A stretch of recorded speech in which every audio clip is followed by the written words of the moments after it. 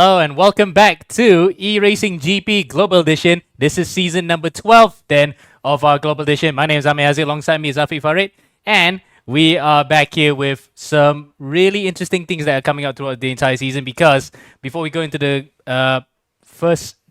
before we go into the races itself, first things first, on top of the agenda, we need to know what circuit we're on. And where are we at, Afiq?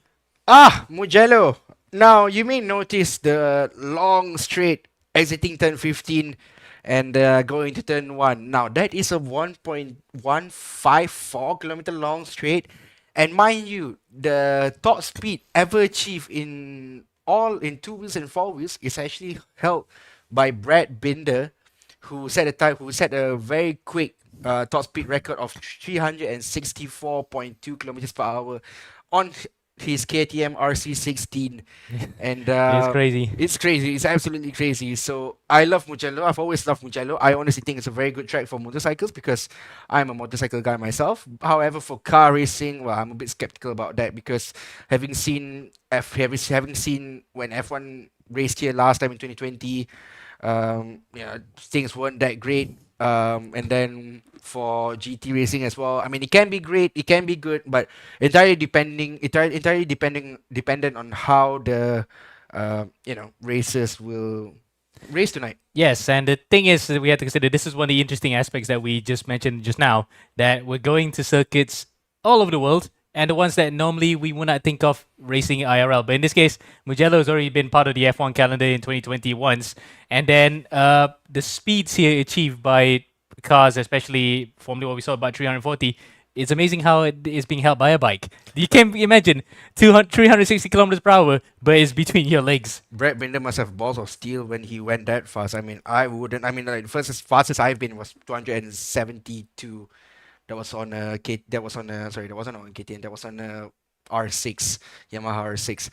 But nevertheless, let's go back to Global Edition 11 to round off the Nations Cup. Malaysia, well, as always, I've been 12 seasons in a row now. Malaysia has won the Not 12 seasons, but 6 seasons in a row. Well, somewhat. Yes, we only ever had 2 winners of the Nations Cup, and 2 of them are Philippines and Malaysia. So Malaysia has gotten 6 in a row. They have beaten Philippines in that regard for that season. Yep. Look at that gap, almost 343 points, in fact more than 343 points, with Indonesia in third. Then we go to the other interesting championship that we saw last year, the team standings. Stratos are back on top, but they really had to come in clutch in that final round of the season, where they hired a couple of drivers from Copper who were doing quite well and managed to contribute to the points there. So that's how they beat out Biff Racing. Biff Racing, no doubt, want to come back stronger here this season. And Veloci Regazzo Squadra, always there or thereabout, they're third again last season. Yep, indeed. And now, well, back onto the races here, ladies and gentlemen. I mean, now the cards we'll be using for the Copper category here tonight, Ammo, it's actually the Mazda MX-5 Cup car. And for me, I think it's a very interesting car to use because the Cup car is like renowned. Well, it's being used primarily for grassroots racing in the United States. Yep, especially in the IMSA Global MX-5 Cup. It's sponsored this time by Idemitsu. Yeah, we've seen some crazy finishes, especially, remember, cast your mind to Sebring, I think it was last year or 2 years ago. They went 4 wide across there. So these cars, low powered, no aerodynamics, but they are absolutely chuckable. They can really be thrown around the corners. They're good racing cars, racing in a sense, because you can go side by side, you can go over the grass like that, and even go 2 wheels at some points, and you still be planted to the ground. So in any case, these are really good race cars. Well, depending on the level of commitment you can have, especially coming into, what is this, turn 8, turn 9. Yep, Arabiata. Yeah, Arabiata, turn 8, turn 9. And I'm riding on board Ainal Yakin now, who is the quickest of the bunch, setting a lap time of 2 minutes 9.9.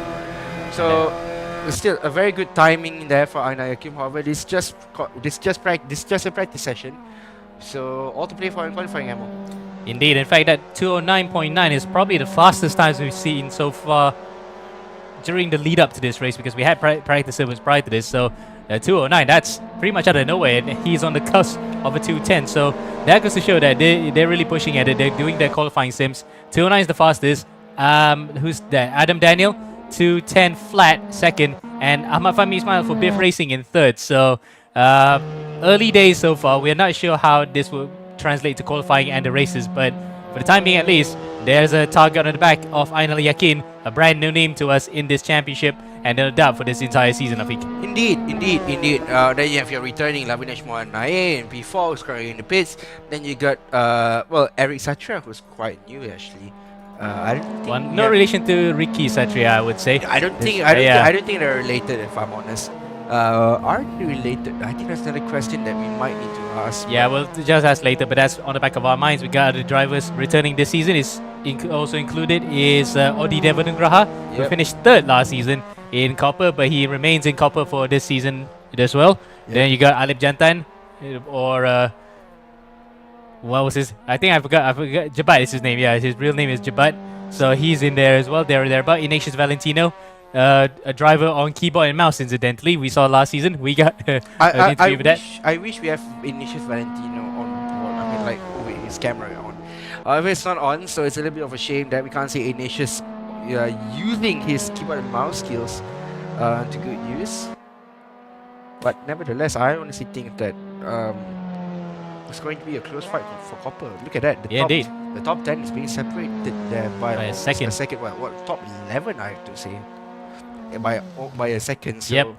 You're right. So that's a second separating first to 11th. So that's kind of like the testament to how good these cars are to weed out who can be fast and who can be at the back of the field. It's just good racing car all around to help learn the trade, when you start out. So that's why Copper going for this was a good choice. Now we get to see how this fares during the races itself. But first, coming up will be qualifying, Afiq. Yeah, Copper going to this is an excellent choice. I mean, it reminds me of the Copper that we used for when we were in race from last time, which was the Aquila CR1 cars. And those cars are fun to drive, I have to admit, but they're incredibly difficult to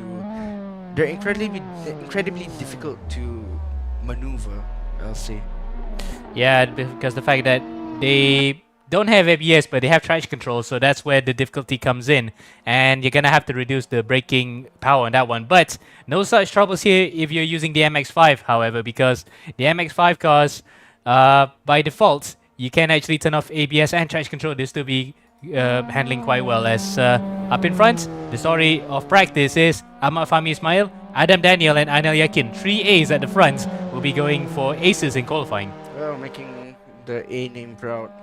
I'm still waiting for 2 other drivers to finish their lap with Ignatius Valentino and Ahmad Fahmi Ismail. It's going to take a while for them to come around, but now it is done. Now it is, yeah. But you can't tell whether or not he was pushing or he was going slowly because the fact that it's very slow cars anyway, so you can't tell if they were going fast or slow. But regardless, we're ready for qualifying now. We're just 50 seconds away then before the start.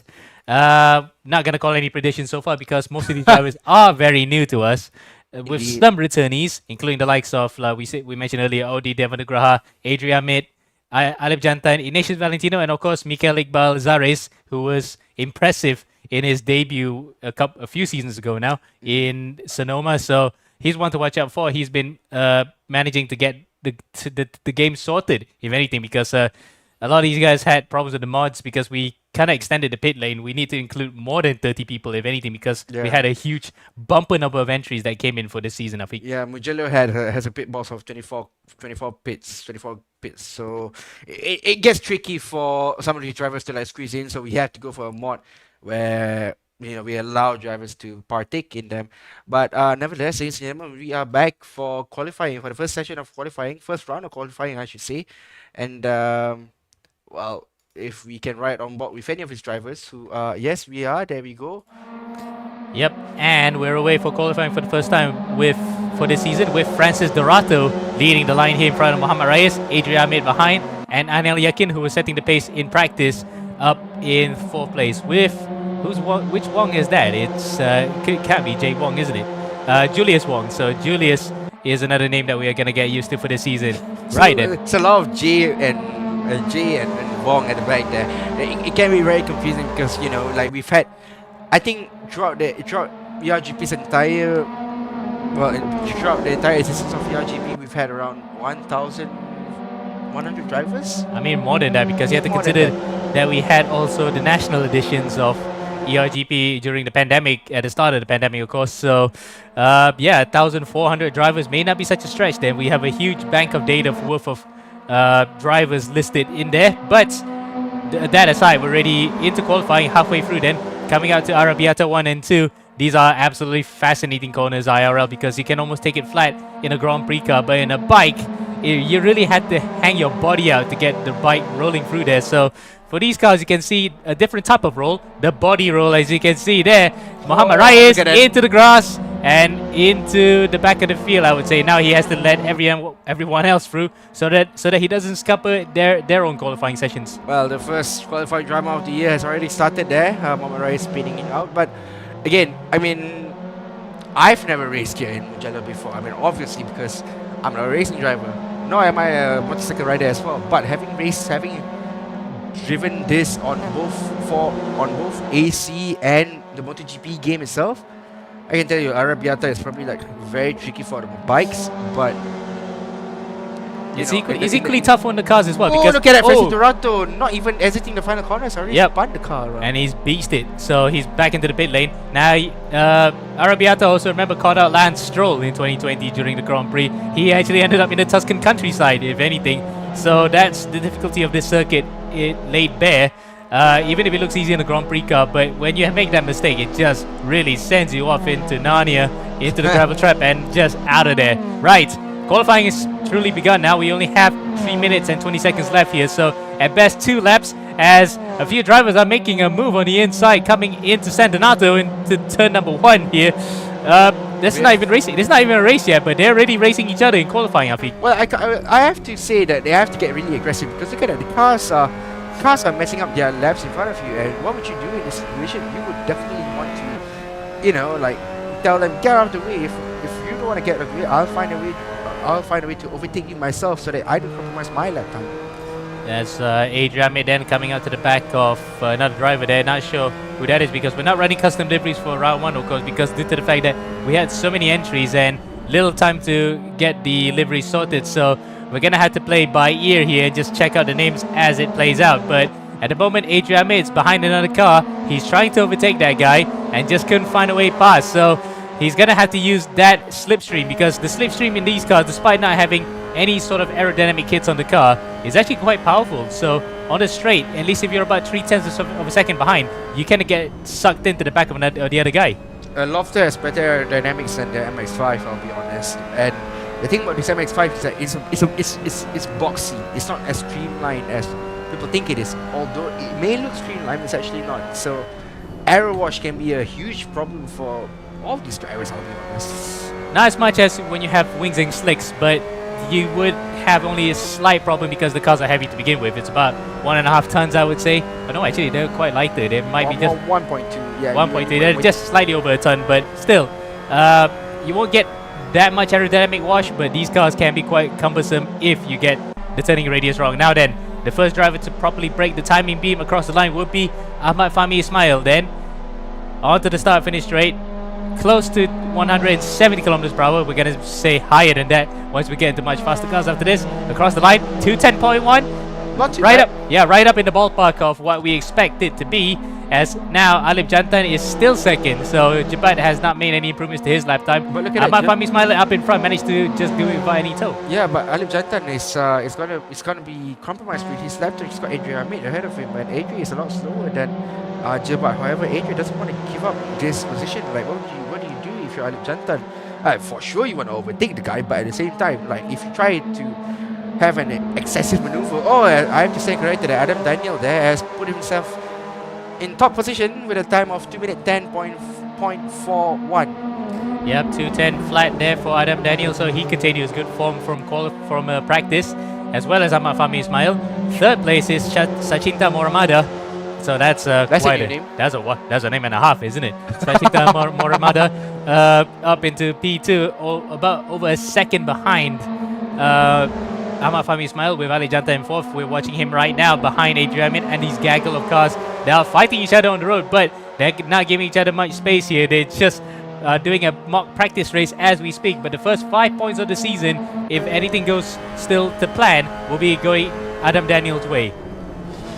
Well, qualifying is over. Overtime is on now. So for the likes of everyone in the field, actually, good luck. This is your final time to actually post a decent lap time, and Adam Daniel still leads the way to 10 flat. Now, Shavinash Mohanai, the Lavinash's brother, is actually in P5, so he may be a factor in the battle for front, yeah, and the fact that Sean Sealer made an improvement there. He's up to P7. He's one of those drivers that we are familiar with in the Hot Rocket Porsche series. He's qualified in the top 10. Adrian Ahmed there almost loses it, and Ali Jata almost follows suit. Yes, now then, you got triple street streams, ammo.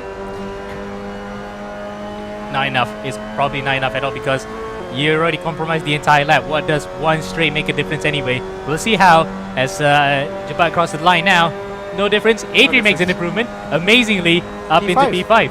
Especially with that spin and a half there by Adrian Ahmed. Yeah. Christensen left the server, unfortunately, so Christensen probably had a bit of a problem with his connection. He's in the pits in P12, but he is, according to our computers, outside there. Rai is with a good lap there to go up about 3/10 behind Ahmad Fahmi Ismail. Morimada is in 4th. 5th is Audi Devanugraha, so Devanugraha up into the top 5. That's a good way to start the season. Even with 1 point, he is right in the mix of the guys up in front who have set the way. Lavinesh Mohanai then, right at the back, but how many seconds is he behind? About 7 seconds behind the pole sitter. That's quite surprising. I thought it was 1.4 seconds behind the pole sitter, but it's actually 7 seconds. But that probably was just a bank lap. Across the line he goes. P4! Oh, P4. Wow, what a time! We were proven wrong big time there. So that was probably just a banker, and he kept his powder dry to go all the way to the end. Indeed, he did. And now, well, Adan Roniel finishes on pole with a time of 2 minute flat, followed by Ahmad Fahmi Ismail in P2, running up your front row of the grid. Muhammad Rais and Lavinesh Mohanai there, surprising everyone with their lap time. And they qualified themselves in the second row of the grid, followed by Muhammad Fahan and Sachinta Moremada. Am I pronouncing that right? Yeah, I hope we are doing it right because that's... Sachinta, if I'm pronouncing it wrong, please correct me. And Audi Devanugraha, someone that we're very familiar with, and Alip Jantan. What a shambolic qualifying performance there by Alip Jantan. I honestly think that he would have done better, but apparently P8 is what he can do best. And Shavinish Mohanai, the second brother of the Mohanai twins, and running up your top 10 is Eric Satria. Yep, so that's qualifying done and dusted. We are ready for the race then. 5 seconds left to go on the count to the start of a brand new season of eRacing GP. Yep. This is Global Edition 12 for the Copper class, and race number 1 is just 2 minutes away here, folks. Yep, but before that, ladies and gentlemen, we have to go through and remind you guys, how did Global Edition 11 went. So, Naval Setiawan wins. Won. Emo. Yes. Emo. Emi. Yeah. Okay, so Naval, we had to give a bit of a backstory behind this, how he just put an absolute blinder over the last couple of races, including the 2 rounds, in fact. So he managed to put early season problems to bed and just steal the championship away from Malik Fakrul and the other drivers who were involved in that particular scrap, Audi Devanugraha and Amir Rafiq. So well done to the Team Techno driver. He really deserved that title, and unfortunately, we didn't get to inform him early, but he nevertheless got that one in the bag. As you can see, here's the top 3 in detail. Those drivers smiling as they are in their pictures after what happened in the final run as well.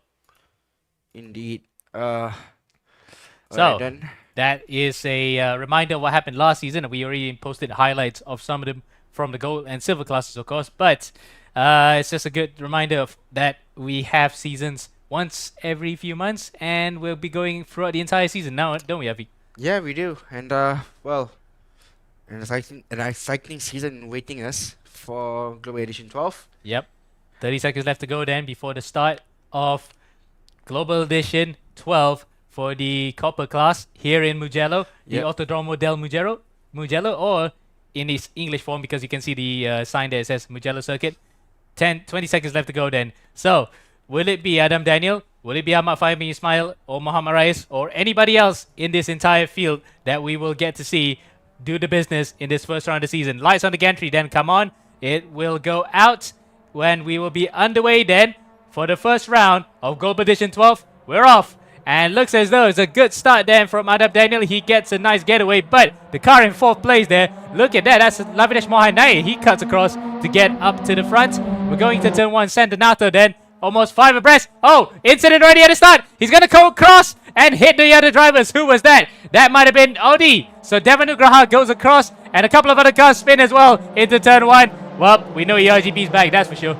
Yeah, ERGB is definitely back there. And we're looking at Adrian Ahmed there, capitalizing on the mistake by everyone. Oh, there's a car spinning there right in front of Adrian Ahmed, and he's managed to keep it on the island. So good evasive maneuver there by Adrian Ahmed. Yes, and he has had some practice prior to this. He was training hard. I can see that because he was in the servers as well, trying to make up for some lack of lap times that he would have actually lost had it not been for the practice. But looks as though qualifying for him has paid off big time and avoided a few incidents along the way. We got plenty of drivers further behind just going off there and thereabout. There's Adri's on board. You can see how much he has to work on the wheel there. Well, a bit hard on the wheel, but then he's going a bit smoother now, probably because for the first few corners the tires are cold, so they don't want to push it too hard. Well, maybe that, but also to be fair, that Adrian Ahmed here is up to P3, so you know, good progress there by the young kid from I don't know where he lives there. Yep, Lavinesh Mohanai there being the biggest loser from that battle there, and well, he's now down all the way to P9, but I think biggest loser there from the fight between the top 10 was actually Audi Devanugraha, who was all the way down in P23. He got knocked out big time there. Unfortunately, he was a victim of circumstance as, oh, another spinner. Christiansen. Yep, Christiansen took out one of the drivers there. That's Sean Seelan. Sean into the other side of another guy. And as I was Ahmad Fahmi Ismail with another driver slowing there. That's Muhammad Farhan. And he has to take evasive action. Went onto the grass to avoid it. We kind of expected these cars to be rubbing door handle to door handle. That's to be expected. But we didn't expect everyone to go off this early, you know. Very aggressively as another guy car drifting there right in front of them. Yes, that's Lavinesh again. Lavinesh. Oh, and the car goes taking off. That's 88 miles per hour there. I think he's gone back to the future. Yep, indeed. Oh, almost pushes Lavinesh there right behind him. So Lavinesh there has gotten the safety, and what can Lavinesh do in this situation? Indeed, side by side they go across the line. Then coming to Santanato for the second time. That's quite typical, isn't it? You see that in bike racing a lot, where the bikes go side by side, 2 to 3 abreast. We're seeing it in the cars right now. Lavinesh goes out to the inside. Lovely move there on Ahmad Fahmi Ismail, or was it rather he was probably defending from him, but he actually still gets that 7th place. Oh, there's a car spinning around, coming through the center, through the Ducati Tribune. It's Christiansen. Well, I said Ducati. It's one of the Valentino Rossi yellow submarine tribunes. Oh, he takes out there. Look, Chris Jensen has taken out more than 3 cars, including himself. So, not been a very good evening there for Chris Jensen. Yeah, good start to the evening, rather, because we're only just 2 laps into the brand new season. But out of all of that, the guys in front have actually sprung out a bit. Ahmad Fahmi Ismail is being dropped out of the top 15. He's no longer in the points. But Alip Jantan that we're looking at right now, he's about 2 seconds behind Adrian. So Adri then turning up here, he might be on for his first win if he could get up to the back of Adam Daniel. It's going to be a while there for that to actually materialize, but you know, keep your hopes high for everyone who's rooting for Adrian Ahmed tonight. Indeed, and yep, the little kid who has his own little following, because not only just family members but peers as well who are racing with him, especially Keith Moore. He'll be looking at it with Ernest, fellow karter, of course. They drive together on the weekend sometimes. So further behind, Lavinesh there we're looking at for second. Dominic Chen behind Mark Paradina, about a tenth of a second there from the other Mazda, and slightly ahead of Francis Dorato. So Dorato, we saw just now spinning off during the start of qualifying. He was at the very front of the queue, could have had an easy qualifying, but unfortunately he made his life hard by spinning, and he had to be right in the gaggle. He's in the gaggle right now, but hunting the guy in front. Dominic Cheng, who in turn is behind his fellow, no, not fellow, he says Italian flight. I was about to say fellow Italian, but Filipino, Mark Paradina. Indeed, and look at that, Sachinta Morimada is actually picking out grounds there, so he's actually right behind LD Shakawi, and it's going to be a while there for Sachinta to actually dine on him, so he actually got the inside. It's a bit far back. It's getting closer. Yeah, it's getting close, but it's a bit far back unless he can be very aggressive, and we'll send one into turn 1. And he does, coming through San Donato, but around the outside goes Sharkawi. Sharkawi might just think about switching back. Yes, he does. You can see that how these cars are easy to race with because you can go inside, outside. These things have has grip for days, so that's why you think that the move is going to be done, but you're going to have to be forceful to end off that particular battle, as Sachita Morimada has found that out. Well, not the hard way per se, but he's found out that he's going to have to seal the deal here by trying to fend off from Sharkawi the next time they go side by side, which is coming up here through the sweepers here. Look at it. Oh my God! Sharkawi goes off, and there goes any possible chance of a top 10 finish for Sharkawi. Loses it coming into Savelli, and that in turn opens up the door for the other drivers who are outside or near the top 10 to go into the top 10 now. Paradina being one of them, and Dominic Chen goes on the inside, touches Paradina, and Paradina goes off into turn number 9 at the second part of Arabiata. Well, ERGP is definitely bad with the amount of content it has, and look at that. Well, I have to point out one thing. Oh, look at that! Tandem drifting between the two MX-5s further behind. That's Ignatius Valentino. I think with Yuan Edo, they probably saw Paradino on the outside, got a bit excited there. ERGP is definitely back, isn't it? Yep, contact aplenty, and that was kind of to be expected from the guys who are considered novices in the sim racing world, but some of them are quite experienced already. 1 or 2 seasons in this class anyway. For example, like Ignatius Valentino, and he manages to sneak in to get P15. That would be 1 point for him in this race, but it may not be pole position because that he'll have to get further up through the field to get pole position for race number 2. Well then, coming into turn 15 for Ignatius Valentino, he's right ahead of Mark Paradina before Mark regains his position back. Now then, Ignatius Valentino will have to slip through going to turn 1 onto the long 1.1 kilometer long straight here. Oh, we have a driver in the pit lane, Ahmad Fahmi Ismail. So if we pan that camera across now, we might see him. There he is. That's Ahmad Fahmi Ismail in the pit lane, apart from the broadcast car. That may have been a bit of a failure on his part to keep the car damage free. Right now, he's way behind the rest of the field, so he's 1 lap behind. There's no point for him continuing. He might as well just park, wait for the next race, but he might just be going for fastest lap to get the first 2 points of the season. Indeed. And can he actually do that? I believe he can. Julius Wong is the first disconnected driver from tonight's race. Nabil Jalil is in the race as well. Yeah, out of our side, because we thought, 30 plus cars, we might see some familiar faces, and guess what? There's another one of those guys there, Nabil Jalil, but he is over a lap behind the rest of the field as well, with Ahmad Fahmi Ismail being the other latest driver to be in front of him. Discount Julius Wong as Ignatius Valentino. Oh, Paradina's off again. That might have been from contact, wasn't it, Afiq? Yeah, it was definitely from contact. It can't be from anything else. Sean Sillen in P18 though, he's managed to regain this position from Matamat Pratama, especially after Matamat got himself into an accident. This is Sean Sillen. So Sean Sillen is actually racing from his bedroom. Well, we all race from our bedroom. Well, depends really. If you're racing from an academy, then from the center. Yeah, or from a center, then it can be different. Sean Sillen there has 2 cars ahead of him, tries to find a way around the inside. That's Devon Nugraha on his fellow Indonesian Yuan Edo. Edo hasn't given way. Look at that again. Case in point, how side-by-side action is possible in these cars, and that allows Sean Sillen to come through because Devon Nugraha's momentum was stalled a bit. He goes the long way around the outside. Does Devon Nugraha maintain position? There's another car in front of them actually is slowing, so that might hold up Devon Nugraha, or does he? Sillen goes around the outside, which in turn becomes the inside. Now they're going to go side by side, coming up to the final corner here.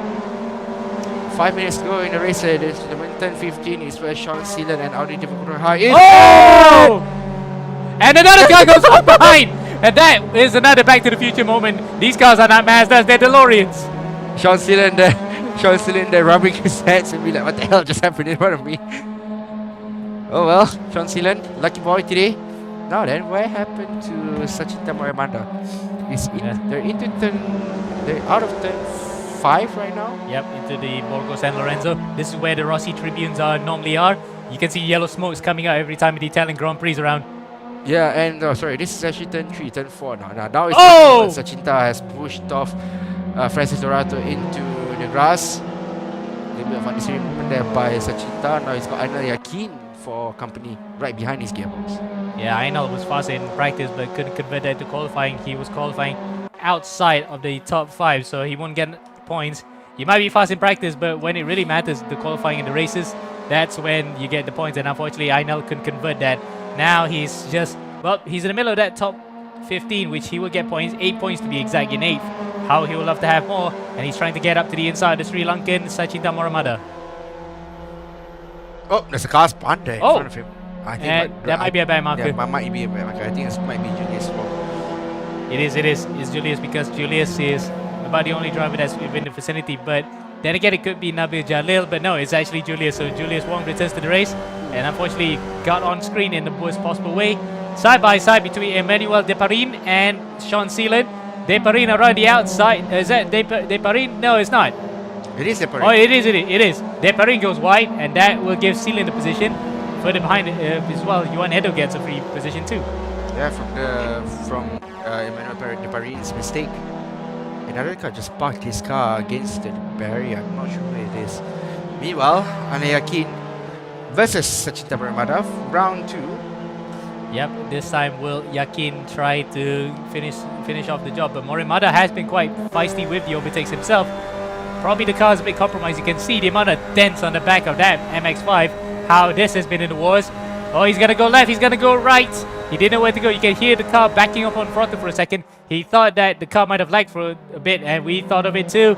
Around the outside, there's a car parked around the outside of San Donato, but they wouldn't mind too much. Yakin and Morimada go head to head once again, and Morimada closes the door on the Indonesian. Morimada closes the door on the Indonesian of Anayakin. Now then, Anayakin's got, 3 minutes to do it, roughly 1.5 laps remaining to actually overtake Sachinta Moramada. 2 at least. At least 2 laps.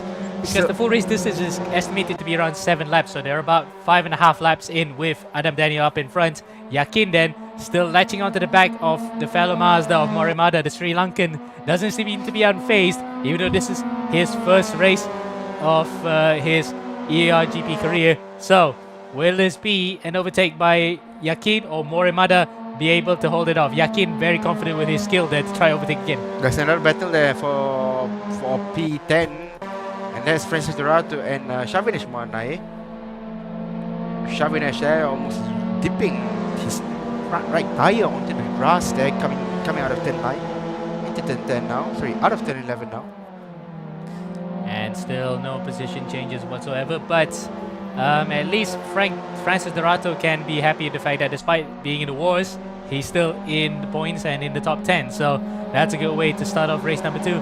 But he will love to be ahead of Sharvinesh Mohaner. Sharvinesh looking a little bit slow coming out of the long left-handed, right-handed that leads up to this final sector. Francis goes onto the inside. Sharvinesh hangs it around the outside. You can do this in these cars. It is possible because you just somehow find any line in an MX-5 and you still find momentum to go through. And they're going side by side here across the line, Afiq. They do. And Francis Dorato is still side by side.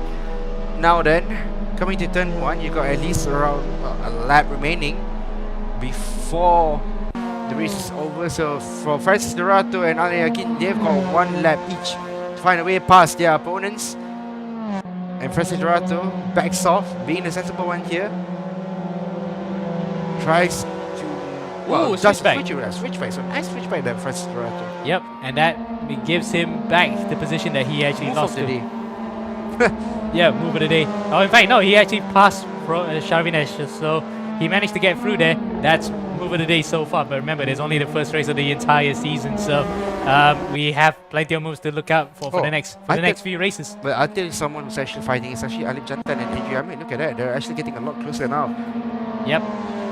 I know Yakin though, 0.2 of a second, so we don't know which to watch out for right now. Probably because for the sake of podium positions, we have to keep an eye here on Adri Ahmed. Adri then aiming for the first podium that he has in his career in a while in eRGP, so he'll be happy to have one here after such a good start to avoid the carnage. He qualified well, and that repaid him with a good finishing position at the end of the race. So Adam Daniel then into the final sector.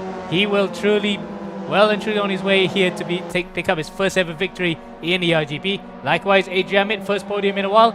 It'll be one happy podium as well, all things considered. Through the final corner here at Busin, a long left-hander that will take forever. It's almost like the Parabolica in Monza, but much wider and more undulations. Adam Daniel has actually negotiated that safely, and he powers across the line here to take victory. And his first ever in a... I think he's also a rookie. I haven't seen Adam Daniel before. Crosses the line, takes the victory here in the copper class. Race number 1. Adrian Amit also screams for home. He's in P2. Closely followed by Alip Jantan, Lavidesh Mohanayan, and Eric Satra. That's your top 5. And yeah, Adrian, clap your hand. Finish P2. Woo! Fist pumps. Fist pumps into Look the at air. that. Look at that little fist that he is waving there. He is happy with that one. He's got a small hand. Well, we've only known him for a few years now, ever since he was only just in kindergarten. But how has he improved, or preschool? How has he improved so far in his sim racing career? That is one podium to take from as a positive. Other drivers going across the line: Rai 6, Morimada 7th, Dorata 8th, Sharvinesh 9th, and Dominic Chen running out the top 10, with Ainal Yakin somehow dropping behind there. So I think Ainal Yakin may have been involved in a collision with Morimada that look caused at that. Look at that. You and Ido fighting with Audi Devanugraha. They're not fighting for position, but they're actually having a little battle across the line there. Audi Devanugraha managed just to pip out you and Ido right in front of him. So good race 1 from the copper class. Could it be a little bit more hectic? But then again, I couldn't ask for more. Yeah, but again, quality of the racing is there, all things considered, despite some of the massive collisions as Yuan Edo goes left and right through the corner there. He's just happy to finish this race for now. Looks like he's on the controller. Oh, he is actually, I think. That's why the car looks that jerky. But either way, we might need to interview a few drivers, or no need. I think we'll just interview later on. I think we've got enough time to have one interview. Let's have an interview with because Daniel's not in the server. So does Ali Jantan. So why don't we have Adrian Amit for interview right now? He's chuckling there. You can see that he is smiling that he's being called out right now. So Afi, take it away to fire first ever questions for Adrian Amit. Right. So Adrian, first podium for you. In in a long time actually. How are you feeling? Feeling really good right now. I can't really hear him Yeah, that well. probably because he's not wearing headphones right now. Yeah. Yeah, stand closer to Adrian. Yeah, there you go. I'm feeling really good for it, but I don't even know what to say.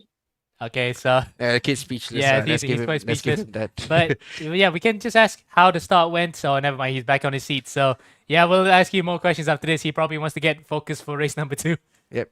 So then, ladies and gentlemen, race 1 done and dusted. Adam Daniel won the race ahead of Adrian Amit and Alip Jantan running on a podium. However, because race 2 is a reverse grid, Adam Daniel will actually start from P10. P10, right, Emo?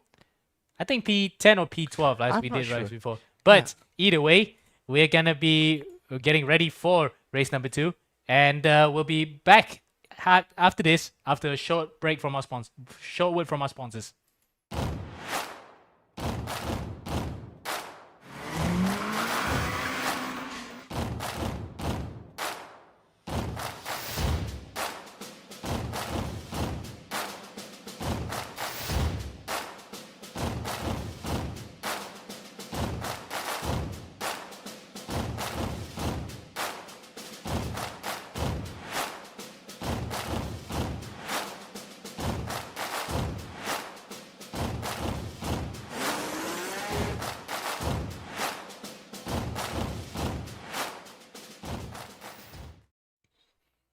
Welcome back to eRGP. My name is Afiq Farid. Alongside me is Ami Haziq. I'm Haziq. I'm Afiq42 if you guys don't know us. But according to the same community, that's what we're being referred to at the moment. Anyway, race 1 of the copper category for Global Edition 12 has been sealed. And yes, it's actually, is it a top 10 or is it a top 12 reverse grid? I think it might have been a top 10 because Chen was right or thereabout anyway. So Dominic Chen finished in 10. So P10 will be pole position in this one. So that's going to be applied for all the servers. Now then, we saw a very chaotic start in race 1.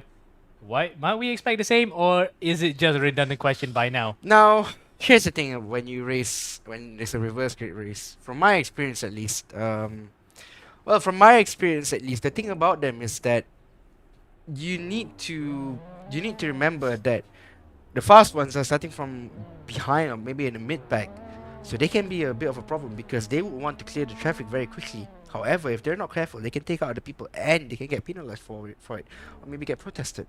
So then, well, it entirely depends on how the situation turns out for any of these drivers.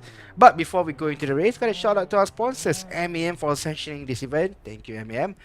Live Apparels for giving us awesome shirts. I'm not wearing mine today because it's currently in the laundry. Royal Slanger for giving us excellent trophies as well for everyone. Export for the facilities, and last but not least, Excellent Motorsports, us. Yep, we're the organizers now. 10 seconds left to go then. When the lights come on the gantry, 5 lights illuminating then, and when they go out, we'll be underway here for race number 2 for Copper for the first round of Global Edition 12. We're underway, and it looks as though Shavinesh Moine didn't get off to the best of starts. Dominic Chen actually powers his way up to the front, getting the whole shot, I believe, coming to turn 1, unless of course he actually fluffed up the shifting on the way into that. You can see the swarm of Mazda MX-5s right behind, but it looks as though Dominic may have gotten through in front. Yes, he does. So does behind him is Muhammad Reyes. Oh, looks as though Chen actually Much cleaner there. yeah, much cleaner start, but looks as though Chen actually didn't hold on to the lead on the way out of turn 1 because Muhammad Reyes has come through, and the rest of the field then stream through turn 4 now, as we might have actually gotten a few casualties along the way. A couple of drivers in red. Drivers in red, not sure who there. I think it might be Ali Shakawi and from Ismail. Race winner for race 1. Well, not really race winner. That's Adam Daniel actually. I'm sorry for that. Yeah, Adam Daniels in 9th, so he made up 1 position. He's up to P9 in front of Ainal Yakin, behind Francis Dorato, so he's at least made up some ground. Adriami, on the other hand, has made up even better ground. He's up to P7, so he's made up 2 positions at the start, by virtue of the fact that some drivers fluffed up their launch off the line as... Oh, that's... Shavinesh and Lavinesh there. The 2 brothers are hitting each other, and have we heard that before, Avi? I think we have heard that before. I'm not sure who. And well, for Lavinesh Manai, you may feel guilty or you may feel not, depending on how much you hate your brother. I cannot relate to that because I don't have a brother for a sibling. Well, I do. So then, depending on how much you hate your brother or how much you hate that sibling rivalry of yours, well, you can be feel good about yourself, or you may not.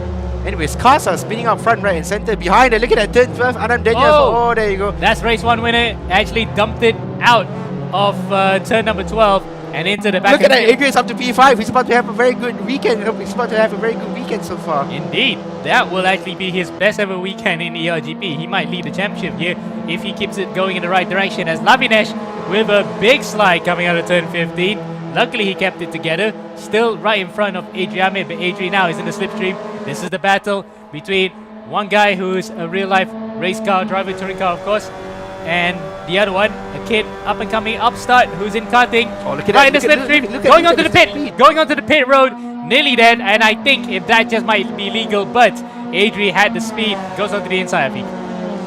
Look at that, Adri is actually braking a little bit earlier, but Lavinesh is trying to find a way to have a switchback going out of turn 1. Lavinesh is on the inside, but Adrian will have the inside line coming into turn 2. Adrian will stay ahead of Lavinesh Mamanai. What about turn 3 there? Lavinesh has actually gotten that position back. So good car positioning there by Lavinesh. And likewise, good car positioning as well in racecraft from Adrian. Adrian's been taking some tips from other drivers who have taught him how to do his racecraft, and looks as though it's paying off well. He actually placed his car not in a position that might cause a collision, and that is the first basic rule of the race. The longer you are on the road, the better chances you have of getting a good finishing position. Indeed, and now look at that, Adrian. It's actually, well, P5. He's got cars right behind him, which is Eric Satria, but nevertheless, you can't count this kid out. He may have had a very poor past 2 seasons, but I think this is a completely new Adrian from what we're seeing so far. Absolutely. He's getting a bit more mature in his driving as well, so that helps a lot. Now he's just biding his time, but he's going to have to deal with the advances of Eric Satria and Anil Yaki right behind him, so both Indonesians are actually going to gang up here if they were to get a few positions up on him. Now, Nabi Jalil. I tell you, one driver who's actually fighting for position is actually Sacinta Moramada and Muhammad Reyes. Yep, Reyes got the jump off off the line there for P1 ahead of Dominic Chen. Dominic likewise is still in that top 3, so he's not out of the fight just yet. But unless, of course, Morimada and Rai start working together with the slipstream and pull ahead, then he'll have no chance.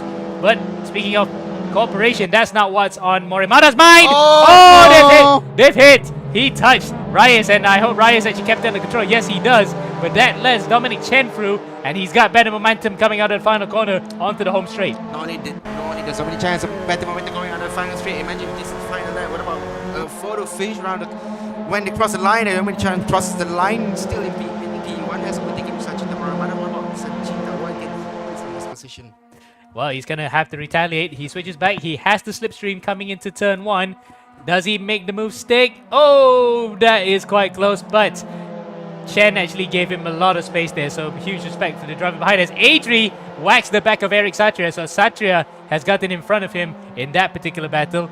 But yeah, it's all kicking off here. We expected race number 2 to be more chaotic, but so far the chaos has happened. But we have seen some equally good racing up in front as a driver further behind there goes off big time. That looks like Sean Seelan in P8. Apart from that, we have 2 distinct groups up in front of 4. There's 1, 2, 3, 4 in shot, 5, 6, 7, 8 together as well. And if the top 4 keep fighting, it might be an 8-way battle up in front. Indeed. You know what this fight reminds me of? Gazoo TGR Festival, round 2, super sporting class final lap. Yes. It's actually really that tight. The only thing it needs is probably, you know, someone drifting Tengku Jan White coming into turn 3, and Jan has to do his Oh, look at that on the inside. That's Lavinesh going through there, and that was a clean move from Lavinesh. He caught Dominic. Never mind, look at that. Dominic and Reyes go side by side. Reyes is in the gravel trap, and that's it. There goes his chances of winning here today. But was about to mention how at least these drivers may not be able to flip another car into the barriers and send another driver to hospital. Oh well, like what I mentioned, super sporting class, Tengku Jan there. Well, Dominic tries his best to do his best Tengku Jan impression. However, he failed repeatedly at that point. Yep, but Lavinesh, on the other hand, is not hanging about here. He's trying to go for the lead. Goes under the inside, coming through turn 15. Morimada, we know, has been a hard racer. He has actually gone into the walls. He backs out of it. He actually was pushed a bit wide there, proverbially, but there was no collision. He probably just played it safe. Now, he's ready to retaliate here, coming up to turn 1 into San Donato. He's got the slipstream, but does he have the line around the outside? This is what we want to see. This is the sort of racing that I was expecting from these MX-5 cars. You can hang it about anywhere, and they still be fine. Look at that. Not just better for P2, but also better for, well, this is practically the better for the win. If any of these 2 drivers messes up their line coming into turn 1, it doesn't look like it so far. And looks as though Lavinesh manages to hold on just for this particular juncture. And the fact that he had the line on the inside anyway, so that is always the advantage. But I mentioned it before, these cars can go around the outside and still have plenty of grip. So some of these drivers have not fully exploited that particular trend just yet. But you never know, especially as the race continues, the cars get lighter from the fuel. You can see some of those maneuvers getting more and more gutsy. Indeed.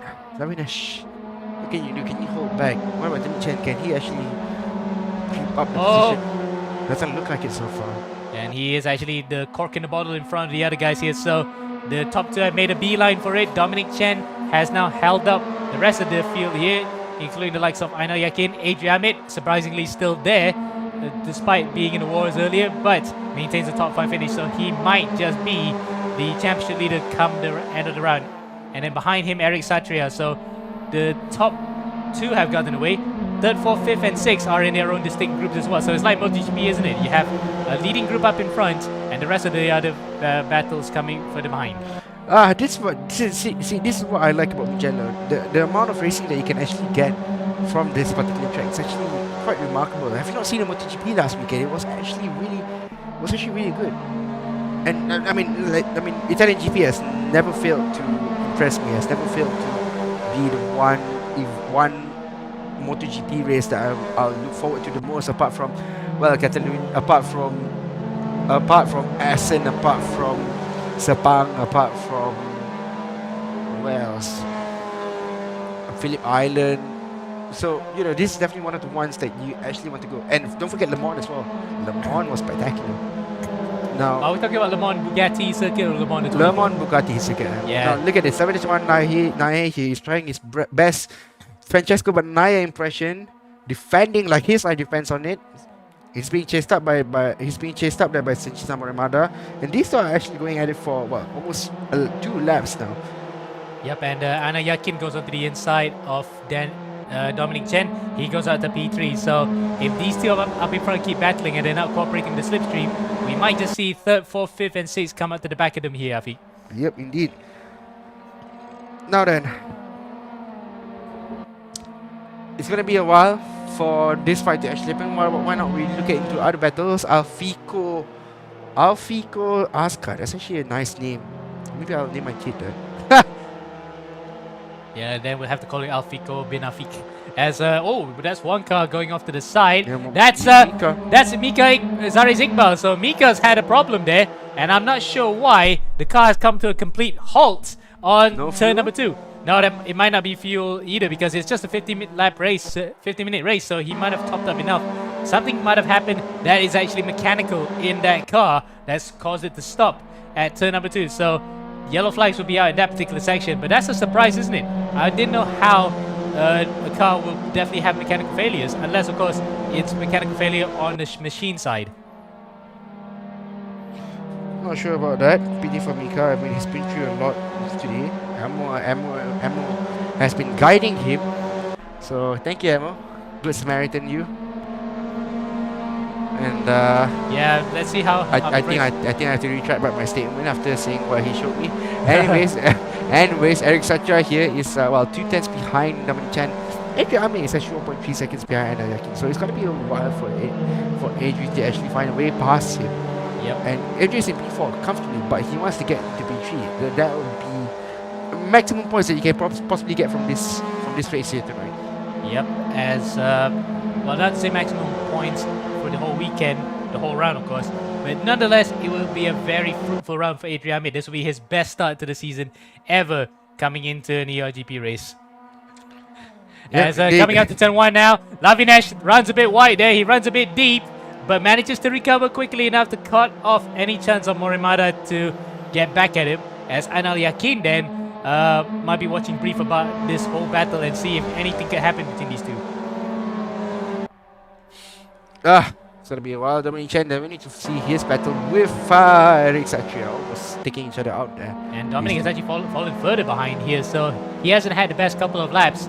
Lap times also reflect that. 2:13.3 last time out, so that is to show that he has no pace up in front for the time being, at least, unless of course car was damaged. But visually, I don't see anything wrong with that car.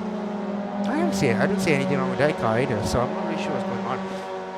Now then, I need to look at this guy. Oh! Almost taking out That's Emmanuel De Perrin. So De Perrin has actually lost it coming out of San Donato. my favorite driver, Ignatius Valentino, rocking that Cristiano Ronaldo shirt. See we. No, that's a Liverpool shirt. Is it a Liverpool? Yeah, you can see the. I'm not sure. Yeah, I mean I can see the Liverpool. I hate Scousers. I don't know. I don't like talking about them. Anyway. Oh, that's a very controversial opinion. But yeah, the Liverpool jersey he's rocking there alongside with his favorite idol in front. That gives him his extra power. And speaking of power, you know the Malay saying, power, bro. It's how he's controlling a car using keyboard and mouse, literally. So that's quite something to do. But unfortunately, the position doesn't reflect his absolute talents at this point in time. 19th in this race in front of Francis Dorato. So Dorato's been in the wars along with Christensen. So these guys, their positions don't really reflect how their pace could be like. Lavinesh is running away from this fight. The number Jalil is actually moving out of position ahead of Adi Demanugraha. And his racecraft has actually improved that number Jalil.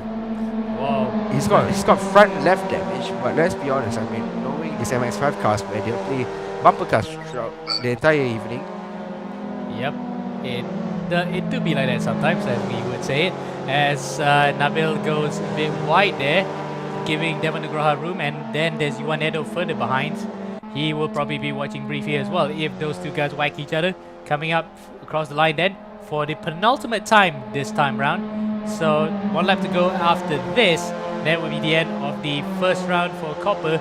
And looks as though Nabil may be defending for not, if anything, because points go up to top 10 for race number 2, but it will be a good way to finish at least because he was outside of the top 20 in race number 1 as he goes wide around the outside there. Yep. Last lap. Supposed to be the last lap there. Definitely the last lap, given where Lavinash Moanai is, and I would say it's been a very good afternoon there for Lavinash. Oh, this is the last lap, so yeah, I was looking at the counter there, thought 6.5 laps to go. Well, you because thought, Lavinash- you thought I was bluffing you, weren't you, Amo? Yeah, a bit, but we just want to make sure that the counter is correct because sometimes when you give 6.5 laps, you have be like R factor where it stops at directly on the 7th. That means that's the end of your race anyway. So that's some games work differently. They count by the laps completed, or they count the lap you're on. So in this case, we're on the lap on lap 6. Yep. And now Lavinash Moanai. Well, Yep, Lavinash. a Yeah. long time coming there for his first win in eRGP, but his first win in any sim racing, or proper sim racing event. Lavinash. Yep, coming out to 10:50 now. Lavinash then. Don't mess up now, Lavinash. Yep, he goes a bit wide there, but it will not matter too much because Sachita Morimada will not be able to catch up to the back of him now as he powers across the line there to take his first ever win. We're looking at the inset. There he is. We might just see a fist bump coming through. He weaves across the line. You wouldn't want to do that, especially in a car that rolls a lot. But he is happy with that result. He is pumped to get his first ever win in eRGP. Morimada finishes second, 1.1 seconds behind. Aina Yakin finishes third, fulfilling an earlier promise that he had from practice, but a little bit late here to make any inroads with the win. Adriamit, a very good round, finishes in 4th place, which means he will proverbially take the lead of the champion. Then we have Eric Satria, Dominic Chen, Lavinash's brother Sharvinesh, though they'll have a bit of one or two talking tos after what happened in that first race. Rai is 8th, 9th Muhammad Farhan, and 10th is Sean Seelan. Now, we will probably get interviews, I think. We'll probably get interviews, but I want to look at this battle here. Look at that. 3 wide coming into the start-finish straight here. And Adam Daniel has actually managed to pip Alfizo Askar for P15. Not been a good afternoon there from the race 1 winner.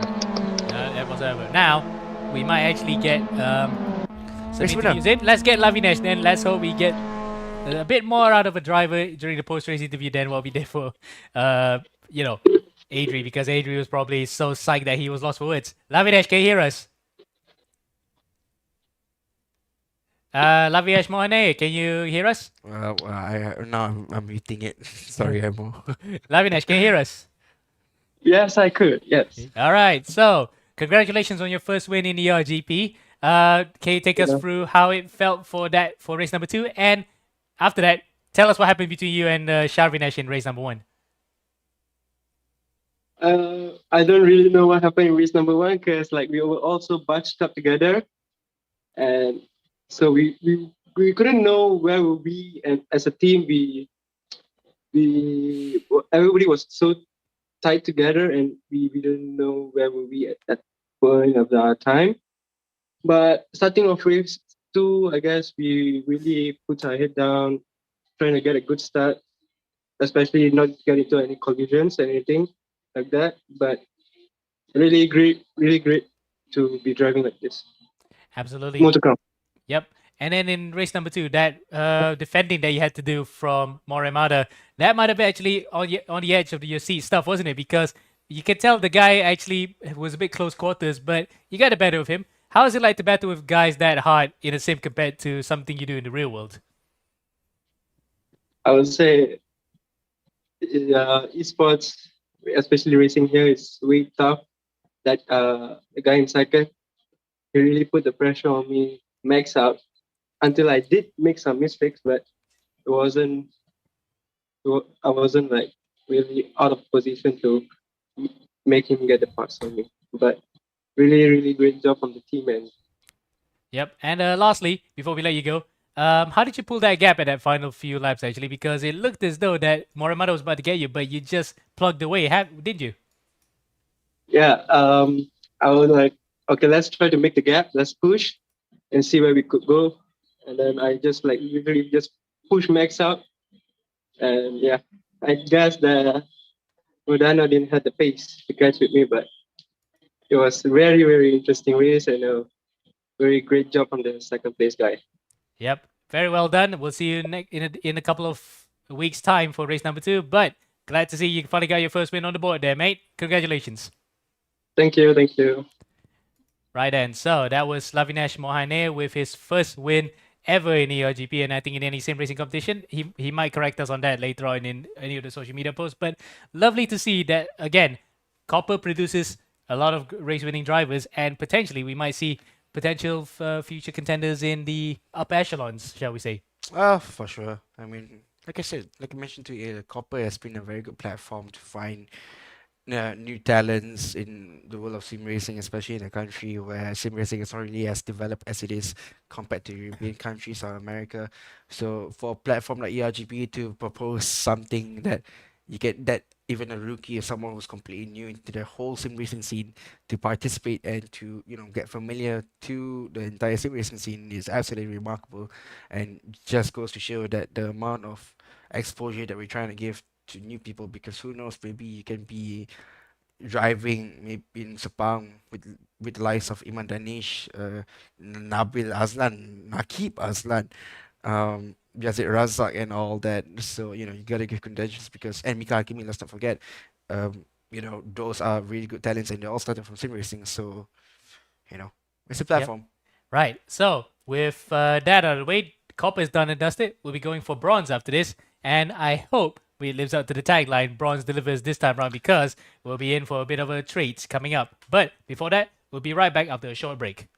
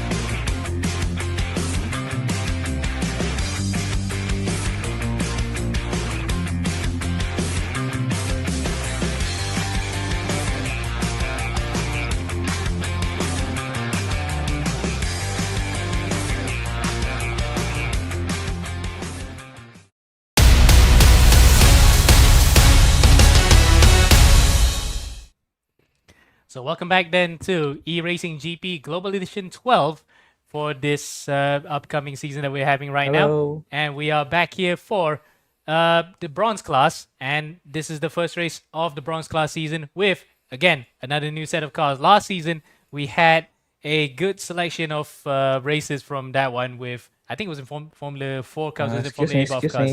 Yep. So that's what we had last time. Now, what we have in store is completely different. But before that, we will show the circuit that we are going to be racing on, Afik. Yep, and the circuit that we'll be actually racing on is actually the Mugello track. I mean, an impressive track, no doubt. I like it. I think for the copper category, it's definitely produced a very good platform there. So we can't wait for more later on. Yep.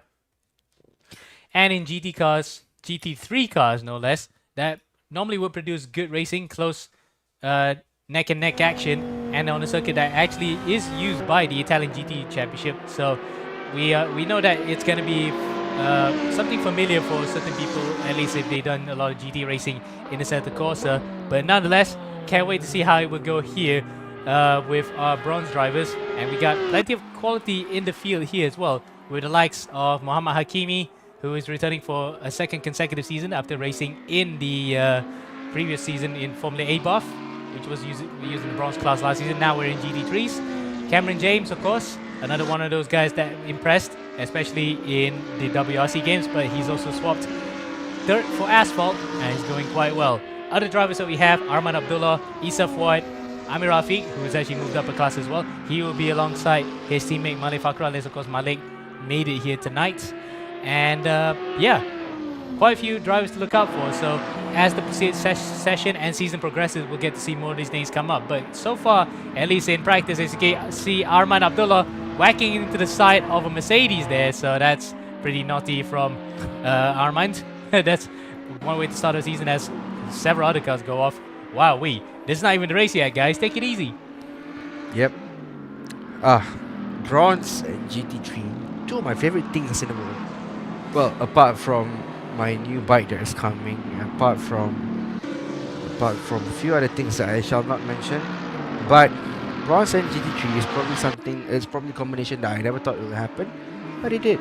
I mean, the closest we had to a bronze racing in the GT3 class was probably. Can you remember when? No, I think that would be GT4 at one time. We had in 2020 back then. It was Yeah, the Cosplay Pro. It edition, was right? It was Pro and Am, but it was in GT3 and GT4 cars. There you go. So then, yeah, probably something that I really like the most. You've got a lot. You've got McLaren, Hakimi driving the McLaren there, Cameron James driving the Audi, and it's absolutely familiar to the Audi that I worked on last year. Rinaldi Vijaya on the AMG, which is probably the best car to ever exist. Well, next to the AMR GT3 Vantage. Can we see? I hear Porsches. I can't hear. Oop. I can't see. Trouble in the pit lane for one of the Ferraris there, as you can see. We got a variety of cars out on track, so we, as I think mentioned earlier, AMG GT3s, Ferrari 488s, And Porsche I'm 911 GT3R. sorry, Emo, this is my favorite GT3 car of all time. The Z4 GT3. My goodness, don't you think this is the most beautiful BMW car ever made? I prefer the Big Mate.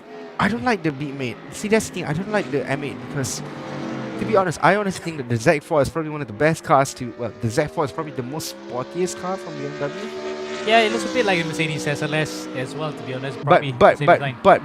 the design. But this car, this particular model, came out before the SLS was even introduced. I mean, okay, yeah, the old SL was introduced back in the 50s, but yeah, you get my point. Yeah, but I don't know, because it always feels like the front is too front heavy. You know, the car looks very front heavy.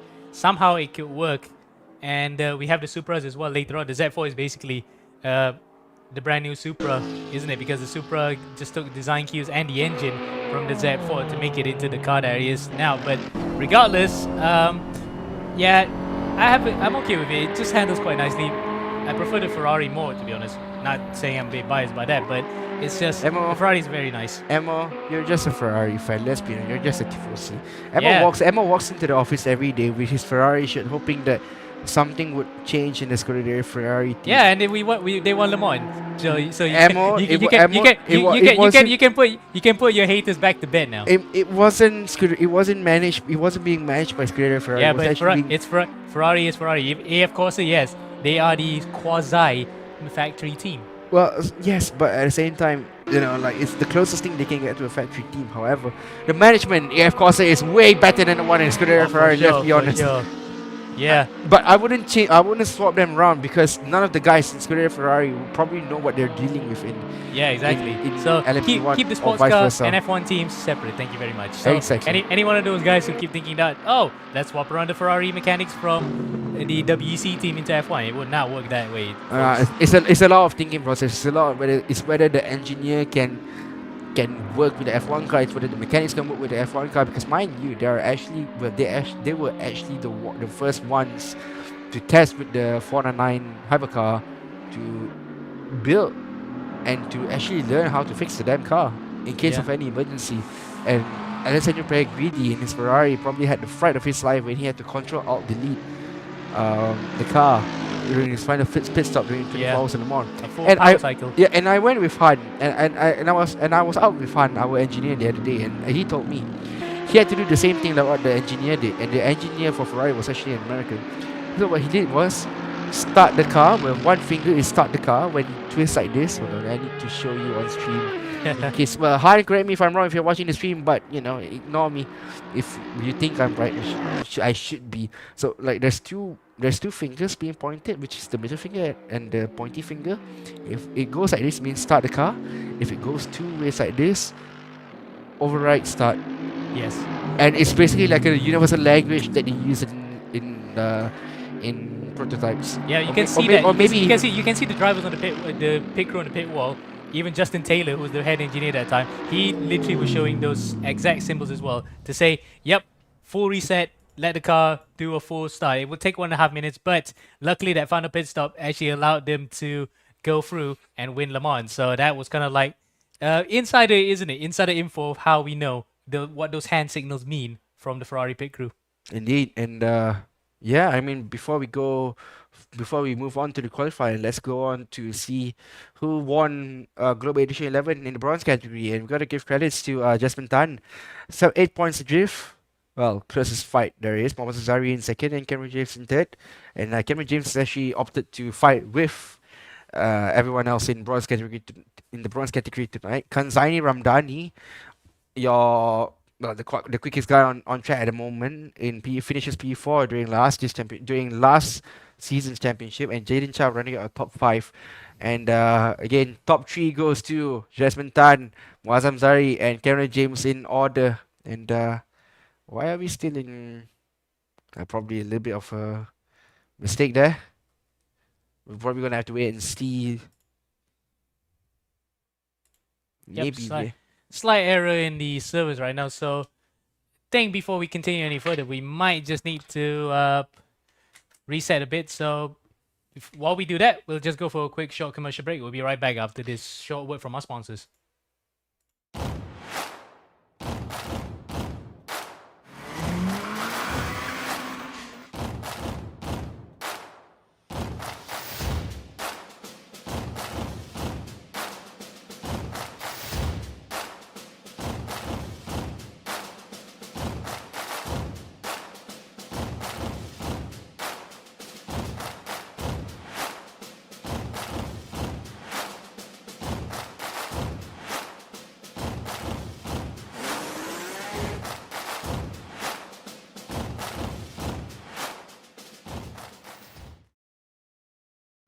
Welcome back to ERGP. After a slight mishap to, well, what happened? I'm not sure what happened. Do you know what happened, Amo? It just sometimes happens where the server glitches out a bit, but we're here for qualifying, and it looks as though every single one of the drivers in the field just went straight out here for qualifying. I think 32 cars we have here to be exact. 32 cars we have here to be exact, and well, by the looks of things here, something else has gone wrong, so I'm not really sure what's going on there. Amo. Getting another issue has occurred with the server, but everyone else is connected. I think we may have to disconnect for a bit. Yep. But nevertheless, I think we should talk about tonight's competitors and who's in bronze and who's not. Yep. To put it lightly, it's a competitive field It is a competitive field. I think because we have plenty of drivers from previous seasons who are returning. indeed, and I think we can't forget one thing is that it's the fact that bronze, they're fresh. They're freshmen. They just came out from copper, or Or sophomores. sophomores. Yeah, that's the correct word, sophomores. And well, for some reason, something else has not gone wrong. I'm not sure what. Okay, there you go. Hopefully this works. But yes, I mean, see, that's the thing about bronze. You never know what's going to happen, and I think it's been proven that out of all the championships that we've done, especially in the bronze category, we've been saying bronze has delivered because it's the most chaotic and it's also the most fun and the most entertaining to watch. Not only that, but I believe that the racing quality in bronze, well, I wouldn't say it's a lot better because not as great as a racecraft as it is compared to the boys in gold and silver, but there's still, I mean, it's a very good stepping stone, especially for those who just started out with sim racing. And for me, bronze is a much better platform than what it is to gold. Sorry, than what it is to copper, so that people can actually find out and what is going on. Ame Haris here has posted the lap time as well. Emma, why don't you take us through the quali as well? They just exited the pits. Now they're on their hot lap as I try to mingle around with the situation here. Yep. Emma, shall we? Meantime, while Afi is troubleshooting, we are actually in qualifying right now. Sorry you had to see us for an extended period of time, but we have to suss out some stuff behind the scenes. At this point in time, Amir Haris, no relation to No this. relation to Amir Harris. Yeah, it's just that everyone happens to have the same name, which is crazy, isn't it? Yeah.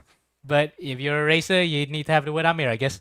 The name Amir at the front. Either way, the qualifying is still underway behind the scenes. We have a 6-minute session on the way, but our camera cars seem to be having a bit of problems, so bear with us for a while. We will get to the bottom of that, we're pretty sure.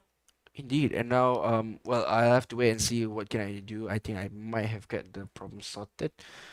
Well, then, I mean, yeah, I mean, championship favorites will definitely become Zaini Ramdani, Cameron James, especially. Yep.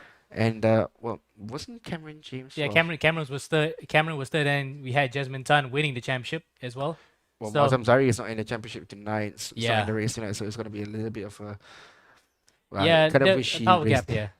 Yeah. It'll be a bit of a power gap up in front, but that will be filled up, no doubt, by drivers who are willing to come through and try to become the torchbearer for this particular class. Now then, lap times have been set for so far, only just banker lap times.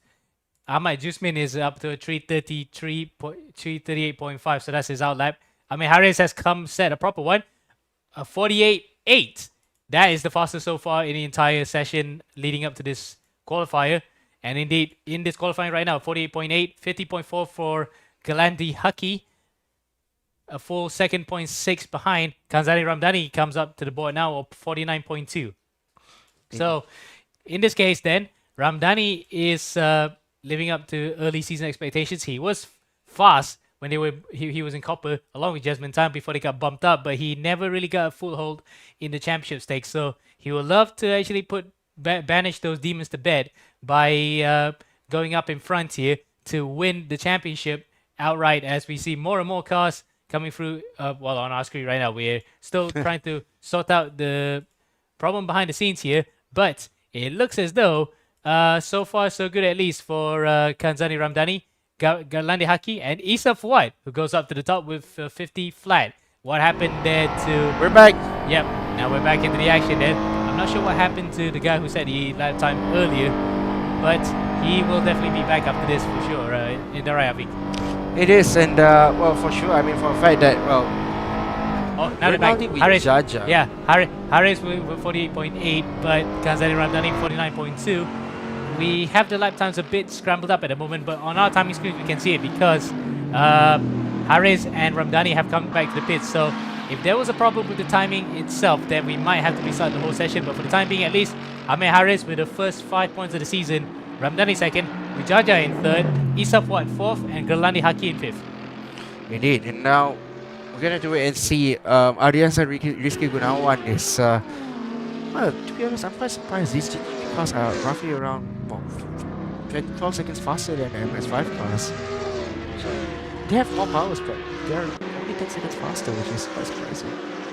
Yeah, those MX5s may be getting some speed elsewhere, but for the time being at least, it looks as though it will be a BMW on pole. It does look like it's going to be a BMW on pole, and I'm not sure what's going on because Amir Harris has posted a lap time of 48. Except for what did a 49.6, but he's supposed to be before according to our time screen, but according Yeah. to this, Irfan on pole now. So I honestly think that is it the Amir Harris validated his lap time? But it couldn't be. No, probably it's a bit of a timing screen bug again, but regardless, we'll follow by what the timing screen tells us. The computer sometimes can be a little bit awkward, to say the least. Now then, Tell me about yeah. So what is not seen on screen is the first two in front of Ramdani. Oh, in fact, Ramdani is also missing from this particular picture as well. So Muhammad Irfan actually is up to pole position, but then he's actually second on timing screen. So we'll wait and see until the grid forms up. But for the time being, at least, first 5 points goes to Amir Haris, Irfan in second, Ramdani third, Wijaja fourth, and Isafa in fifth. So that's your top five, unless of course something happens here in the dying embers of qualifying. We gotta have to wait and see. I don't think anything bad will happen. Cameron James here looks very comfortable with how the car, well, how he's driving his car at the moment, and well, we're gonna have to wait and see what Cameron James can do now. Can we? So Yep. Across the line then for Cameron James. If this is a mega improvement, that will put him right up in the top 3. And he does. He's it's just outside of it. Just a 10th outside of that top 3. Cameron James goes 4th on our timing screens. And Wijaja drops to P5. Amir Hafiq then. He's on a flyer. Looks like it. He's in P10. His teammate. Oh, now she's dropped to P11 actually. 12 now. Wow. The times are actually rolling in the final few seconds of qualifying. Amir Hafiq in 12th. His teammate, who finished 2nd last time out in the eRGP Global Edition 11, he's outside of the top 10 even. So not a good way to start for Malik Fakrul. Amir Hafiq goes into the pits. He's in P12. So there it is. That's the official lap times on our timing screen that we just saw. But regardless, that's gonna be where qualify. That's where they're gonna start the race from. Hafiq, what do you expect from this? Are we gonna see more carnage, or is Bronze gonna deliver a good race? I'm not sure. I'm not sure why. I mean, Harris qualifies himself on pole, but he's not on pole, so it's gonna be. It looks a little bit broken. Let's be honest, Amo. I'm not sure. Probably. I mean, You sound broken too, bro. not really. I mean, Harris. I'm just confused. I'm not broken. I'm just confused. I mean, Harris looks like he qualified on pole, but I'm not so sure. A 10 quicker than Mohamed Irfan. I mean, Harris. What's wrong with you, Amis? Can't you guys be slower? It's biology, mate. Anyway. How in God's name is it biology? Anyway, it looks as though that we can see on the little inset there how the time screens look like. We do have Amir Harris on pole, and yes, he is covered to be on pole with Mohamed Irfan right beside him. So the timing screen that we are referring to right now is the correct one, and that's how we're gonna play it out here. So Ramdani, I'm not sure where he is right now, how he ended up behind there, but regardless, we have the grid sorted for race number 1, and we're ready to get underway here for Bronze in just 1.5 minutes time, and a full grid of 30 plus cars. It's amazing, isn't it? Record cars, Emma. Record cars. A bumper grid here of cars and drivers here for tonight, and Oh, shout out to our sponsors before that. yep, indeed. So without them, it won't be possible. Afiq, take it away. MEM Motorsport Association Malaysia for sessioning this event. Live Apparels for giving us shirts. Don't look at my shirt. Raya Selangor for providing us excellent trophies. Icepark Sunway for giving us an awesome facility to have Excel Academy in. And last but not least, Excel Motorsports. Or Excel Sports, let's be honest. Yes. So, right, 50 seconds left to go then. How are we going to play this out, Afiq? What is going to happen here? I'm not sure what's going to happen. That's the thing. I'm actually really confused. I'm not really sure whether it's going to be a clean race. It's going to be a very, I would say broken, but might be, weird, I guess. Not so sure about that. We're gonna have to wait and see. We've got Amir Afiq, right? We're riding about Amir Afiq. Well, not Amir Afiq. We're riding about Amir Harris now.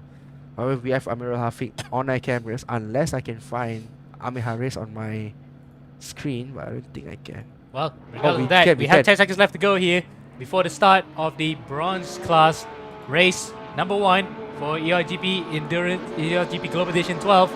Lights on the gantry come on, and when they go out, we'll be underway here in Mugello for race number 1 of Bronze. And it looks as though Amir Harris may have actually gotten a bit of a wiggle off the start. That wasn't the best of starts from him. Mohamed Irfan right beside does actually get a better launch in that first phase. But who's going to get a better second phase of the start? It looks as though it's going to be neck and neck coming to turn 1. Amir Harris gets the whole shot into the first corner. Irfan has to concede. Wijaja goes on to the inside. We have a few drivers further behind, probably just spinning because the timing screens are lighting up with red and green colors. That's a sign of accidents. In fact, further behind we see a couple of drivers off into the gravel trap there. Not sure which one was that, but it looks as though every single driver outside of that, inside the top 15 had a good start. Indeed, look at that. Amir Afiq is actually fighting it off with Donat Nakabini. So he's gonna be a man on a mission. Look at that. The only car that's not white in color is a Ferrari, and Amir Afiq is driving them. He's driving it at the moment, and as we can see, whether we can have anyone else. Amir Harris here. What about him? Oh, that's a big one there from Wijaja. Wijaja's gone off. He's into the gravel trap. Luckily, The gravel trap stops him from going on completely as we have further spinners up in front there, and it's a Ferrari. That's Jonathan Takumi Lee, who's probably done the same thing as well. Amir Afiq then amazingly gets up to PM5. Well, Amir Afiq here has the biggest winner out of all this. Actually, I'm quite surprised that he manages to get into the top 5. But nevertheless, I mean, good effort there by Amir Afiq. Yep, and we can see a close-up of how he looks like there in his seat. He's racing from his house nowadays. He's got the equipment to do so, and he's happy to just stay within the comfort zone of his rig, because sometimes you have your feeling baked in, so you do not want to feel a bit alienated once you drive on something else. As Amir Afiq goes a bit deep there, trying to defend from Kanzani Ramdani, and Ramdani switches back and gets P5 out of him. Look at that slipstream there by the Ferrari of Amir Afiq. He's trying to chase down Kanzani Ramdani, the last year's championship winner. Well, it wasn't last year's championship winner, but A race winner last season, but he moved up to bronze, and he found it tough. Going really tough as Amir Afiq runs a bit wide there, probably a bit of a touch between himself and Ramdani. Gets into the clutches of Wijaja, Rinaldi Wijaja, who manages to gather it back up and not lose too many positions. Still in the top 10, and we see a battle between Ferrari and Mercedes. We've seen that many times in F1 over the years. As, well, it looks as though, again, had to make the point across there. The top 15 had made it through, not shown by the other drivers further behind, because we saw quite a few of them going into the gravel trap here and there. Mohammed Irfan is under attack from Cameron James. Yeah, look at that, Cameron James actually the Audi versus the Porsche, 2 Volkswagen brethrens there. And I'm quite surprised no one's actually on the Lambo at the moment. Only in the top 10 at least. Yeah, I think the Huracan was probably omitted from the list of cars we had to do at first, but we can get on to that a bit later. But for the time being at least, Irfan then looks as though he has gotten the legs on the Audi through the twisty bits, but it's that front straightaway. Can the Porsche actually have the legs on the Audi then? We'll have to wait and see. Coming out of turn 12 into beyond T1 and 2. It can be easily flat in the GT car. It looks as though every one of them had gotten through safely. Look at that. Through the corners, the Porsche is way better, but on the start finish straight, the Audi may be able to catch up to the back of him. We'll see now. Out of turn number 15 and on to the start finish straight. Amir Harris in the BMW Z4 leads the way, but behind him, it's a battle between second and third between Mohammed Irfan and Cameron James. And it looks as though Irfan may have gotten a good exit out of that final corner to negate the advantage that the Audi might have had on the long straights. Indeed, and now look at that. Amir Harris is actually running away from the whole fight. So you know, it's good for Mohammed Irfan because, well, it's not bad. It's not good for Mohammed Irfan. It's actually running away from the whole thing. Indeed, and if the both of them actually work together in the slipstream, it might work out. But if the driver in front happens to be just holding everything up, it may not work out as much. As we see a couple of drivers further behind coming a cropper, it looks as though Matthew Grange may have actually gotten off. Yes, he does. He is actually having damage at the back of his car then, so he will start way at the back. There's a Lamborghini right there. So Lamborghinis were included in the BOP list, so at least one brave soul has gotten into that car. It looks as though it's Reynaldo Julie. Yes, it's Julie. So Reynaldo Julie has actually got to that car. One of the former champions all the way back in season 9 driving that car right now. So not the best of cars to choose in this particular game because the Lamborghini is known to be quite sketchy, but BOP tests have been done to make sure that there's some level of parity between these cars in order to not have a runaway winner. And speaking of which, runaway winners is happening right now with Cameron James now up to second place. So he has actually overtaken Mohammed Irfan. So what has happened to Mohammed Irfan, Nafi? I'm not sure what has happened to him, Mohammed Irfan. I mean, probably a spin lag going to turn 7 or turn 8. But nevertheless, I mean, it's quite... Well, he's lost a lot of positions there. I think it might be a mistake because look at the car, it's not damaged at all. So no signs of scuff marks or any dented bumpers of the sorts on that Porsche. But he has definitely lost out podium position. Now he's having to fight to stay in the top 10. And remember, P10 is pole position for race number 2. So he'll love to have at least a quick rebound in the second race here to stand up any chance to score.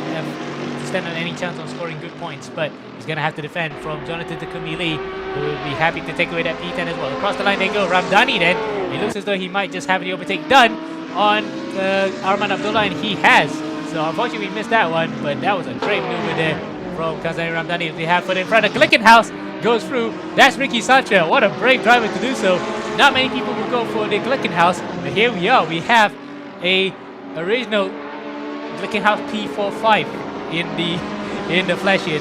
Not many people went for the SCG 003, but looks as though the P45 is still a competitive unit, despite it being a bit cumbersome in most instances. James Glickenhaus will be punching his grave right now, given the fact that his hypercar program is finished P5 and P6 in this year's Le Mans. For Ricky Santra, however, and Amir Alfred is actually out of the seat, so I'm not really sure what happened. Oh, he probably had an accident. That's why he has actually stopped this. So we can see from our other screens that he has actually stopped. But regardless, then, yeah, we have a good battle between some of the drivers out in front, further in front of Amir Rafiq. This is Arman Abdullah. He'll try to regain position from Kazane Ramdani. So Ramdani with a bold move coming to Santanato to take it away. Looks like Arman may not be able to catch up for the time being, at least. Car is not up to snuff at this point in time. Aman Abdullah chasing Kamzani Ramdani. It's going to be a while for this fight to actually happen. We're going to have to look back into other battles, Mohamed Irfan being one of them, fighting with Imran Haris. So, two Irfans, well, two guys whose name starts with I, Irfan and Imran. Yep, and well, both of them are now close. Lion Astern coming across the line with Ricky Satria further in front in the Glickenhaus coming across the line. BMW versus Porsche, then the two German marks, story marks in the world of motorsport. But who's going to come out on top in this particular battle? Irfan goes on the inside. We didn't see Imran defend that time, and Imran just lets the Porsche through for the time being because he wants to let the two Indonesians go at it. Mohamed Irfan chasing Ricky Satria. How quick can you drive Irfan? How quickly can you clear the traffic ahead of you? And tries to chase down Lukmanul Hakim. Oh, that's a name I've never heard of before. But Hakimi as well. He's not been having a great afternoon whatsoever. Yeah, he had a good practice, but unfortunately he has not had the best qualifying or the race. And he's now having to fend off from Jason Thong, in fact. So Jason Thong is having a decent run here, by all things considered, because he hasn't had clean races so far, but at least he's in a battle with one of the fast boys. As he goes a bit wide coming out of turn 4 and 5. Spoke too soon there, sorry Jason. But that's battle further behind. Now further up in front, this is Jonathan Lakumi in P10.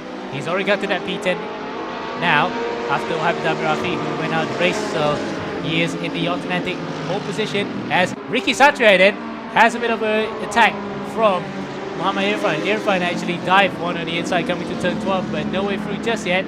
So it's Ricky then holds on to P5, P7 for the time being. Ricky Satria, P7, Lukmanul Hakim, and well then, what happened to him? Well, he's still there, but I see his name in the time sheet as M Hakim, so I got a little bit confused there. Irfan though, on the other hand, it's side by side then, Ricky's been overtaken. That Glickenhaus doesn't have the legs on the other cars on the front straight, so he's relying more on the corner speeds to actually carry that thing through. But Irfan up in front, and look at that, Imran is on the inside here of Ricky Satria. The Ferrari goes through as well. Jonathan Takumi, oh, that was pretty close. I thought Jonathan may have actually whacked the side of Imran there for a second, but both are still in the race here. And Jonathan is probably biding his time before he can try to pry the door open in front. indeed. Now look at that. What happened to the other Ferrari of Amir Alfred? Gone from the server, so he's not going to return. This is well, not a great race one for him so far. And Amir, just look at the race leader. He's right ahead. Hey, that was a battle between Takumi and Imran Haris. So yeah, we were focusing on that before the camera jumped onto the other one there. And guess what? He has actually overtaken here the driver for P8. That's for P9. Sorry, that's Imran Haris. So he's got it in front. And further behind, Ahmad Jusmin actually has lost that big time. So unfortunately, a couple of cars have come cropper again in the gravel trap.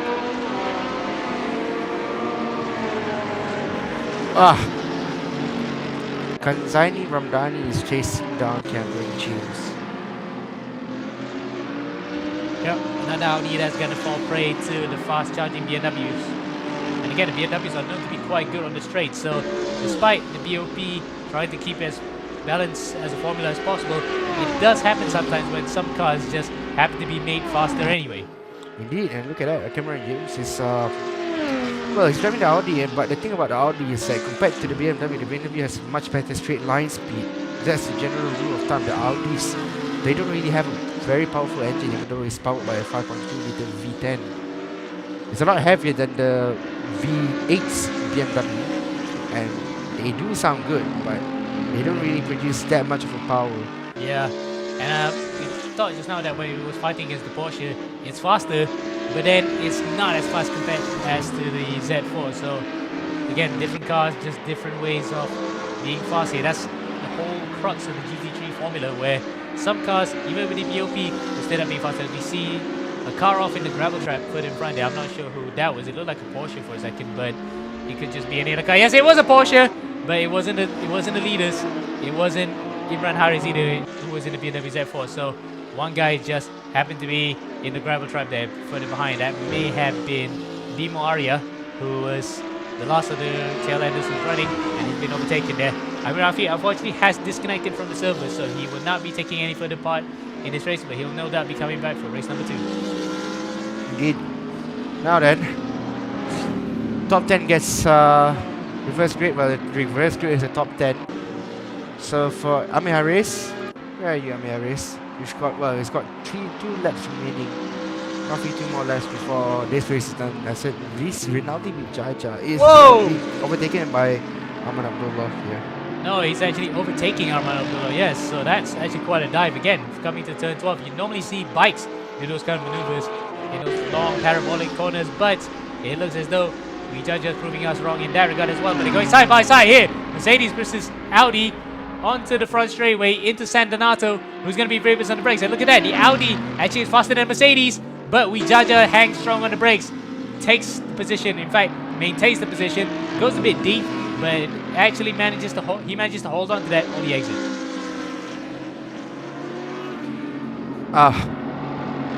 Now then, for everyone else, what about Ricky Satria? Where is he?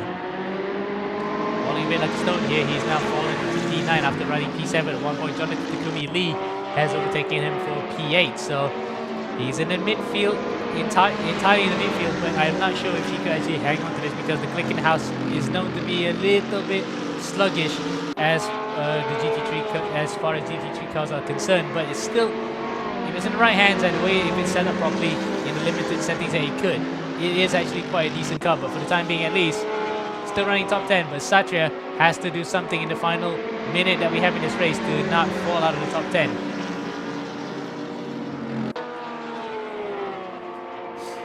Through Arabiata 1 into Arabiata 2. You can see how much they hang around the outside there, so they use up all the road and then some, in the case of Ricky Satria, to maximize the speed coming out of the corners. But it looks as though Satria may be safe here in P9 in front of Imran Harris. And the lead in front though, Cameron James and Kanzani Ramdani have no answer for Amir Harris. Harris has been composed and calm through qualifying, and it has translated it well into the race. Onto the start phase drive for the penultimate time into the final lap. And we're going to start here with a BMW Z4 in front with a debutant winning, on his way to winning his first ever race in ELGP. How many times have we said that before?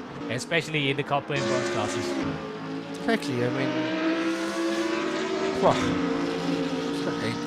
We said that for a long time. Season 10, season 11, now we're saying it in season 12. For these drivers, again, bronze, race 1 is a little bit dull, let's be honest. And I think we found someone who's actually running the soft tire, and that's actually Ricky Satria alone in the Clickenhouse car.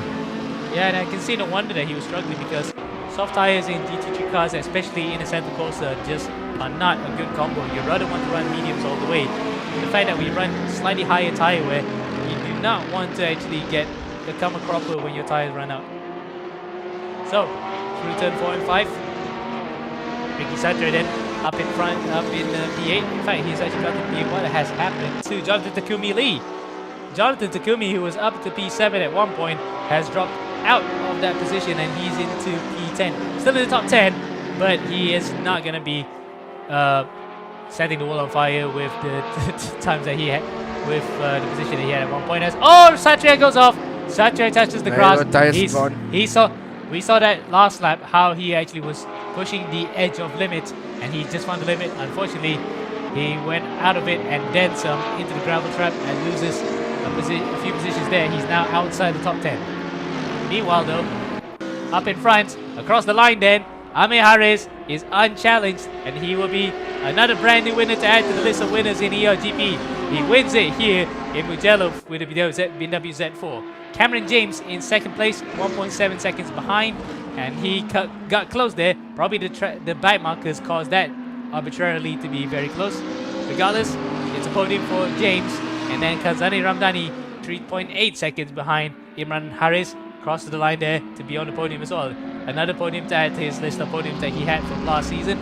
We judge at 4th, Armand Abdullah 5th, Muhammad Lukmanul Hakim in 6th, Muhammad Irfan 7th, Imran Harris 8th, Jonathan Tukumi 9th. Somehow he managed to recover that in that last lap. And 10th is Muhammad Bintang. So that's your top 10 after race 1. What a way to finish it. I think it was a bit dramatic, but towards the end, the race itself was a little bit boilerplate. Nothing much happened in the way of incidents and mayhem that we've come to expect in bronze. Indeed. Now then, we may need to get an interview with race winner himself, Amir Harris. Isn't this Amir Harris? I feel like this Amir Harris looks very familiar. I think this Amir Harris is the one that always hangs around Nakib Azlan, Nabil Azlan and all that. So Amir Harris, if you can hear us, he unmuted himself on Zoom. So Yep, I think he we is hearing are us. getting an So, interview from him. Amir, well done on the win. That's your first ever, and I think you may have sim race before, but we need clarification on that. Oh, sorry. I'm sorry. Can Sorry, you go repeat that? Sorry, Can you you guys hear repeat me? that? Yeah, now we can. Oh, okay. All right. That's my first ever sim race ever in my life. Yeah, A that's little bit actually shaking actually. well, you know what? You were showing your hands just now. You were actually shaken by that, but it looked as though it was kind of like a straightforward race for yourself, wasn't it? Because after you broke up in front, you really never looked back. Well, I mean, the pace was okay. The first part, the second part, when the tires started to a little bit grained off a bit, it was we're just trying to maintain the gap to I believe it was Cameron behind me. It was like hovering above 3 seconds, 4 seconds, 5 seconds. So I never got above that, so I just maintained it. So it was pretty okay for my first ever sim race. Proud of it. Indeed, and you have taken automatic lead in the championship. So for race number 2, you'll be right in the midfield around P10. What's your strategy going to be for a reverse grid race?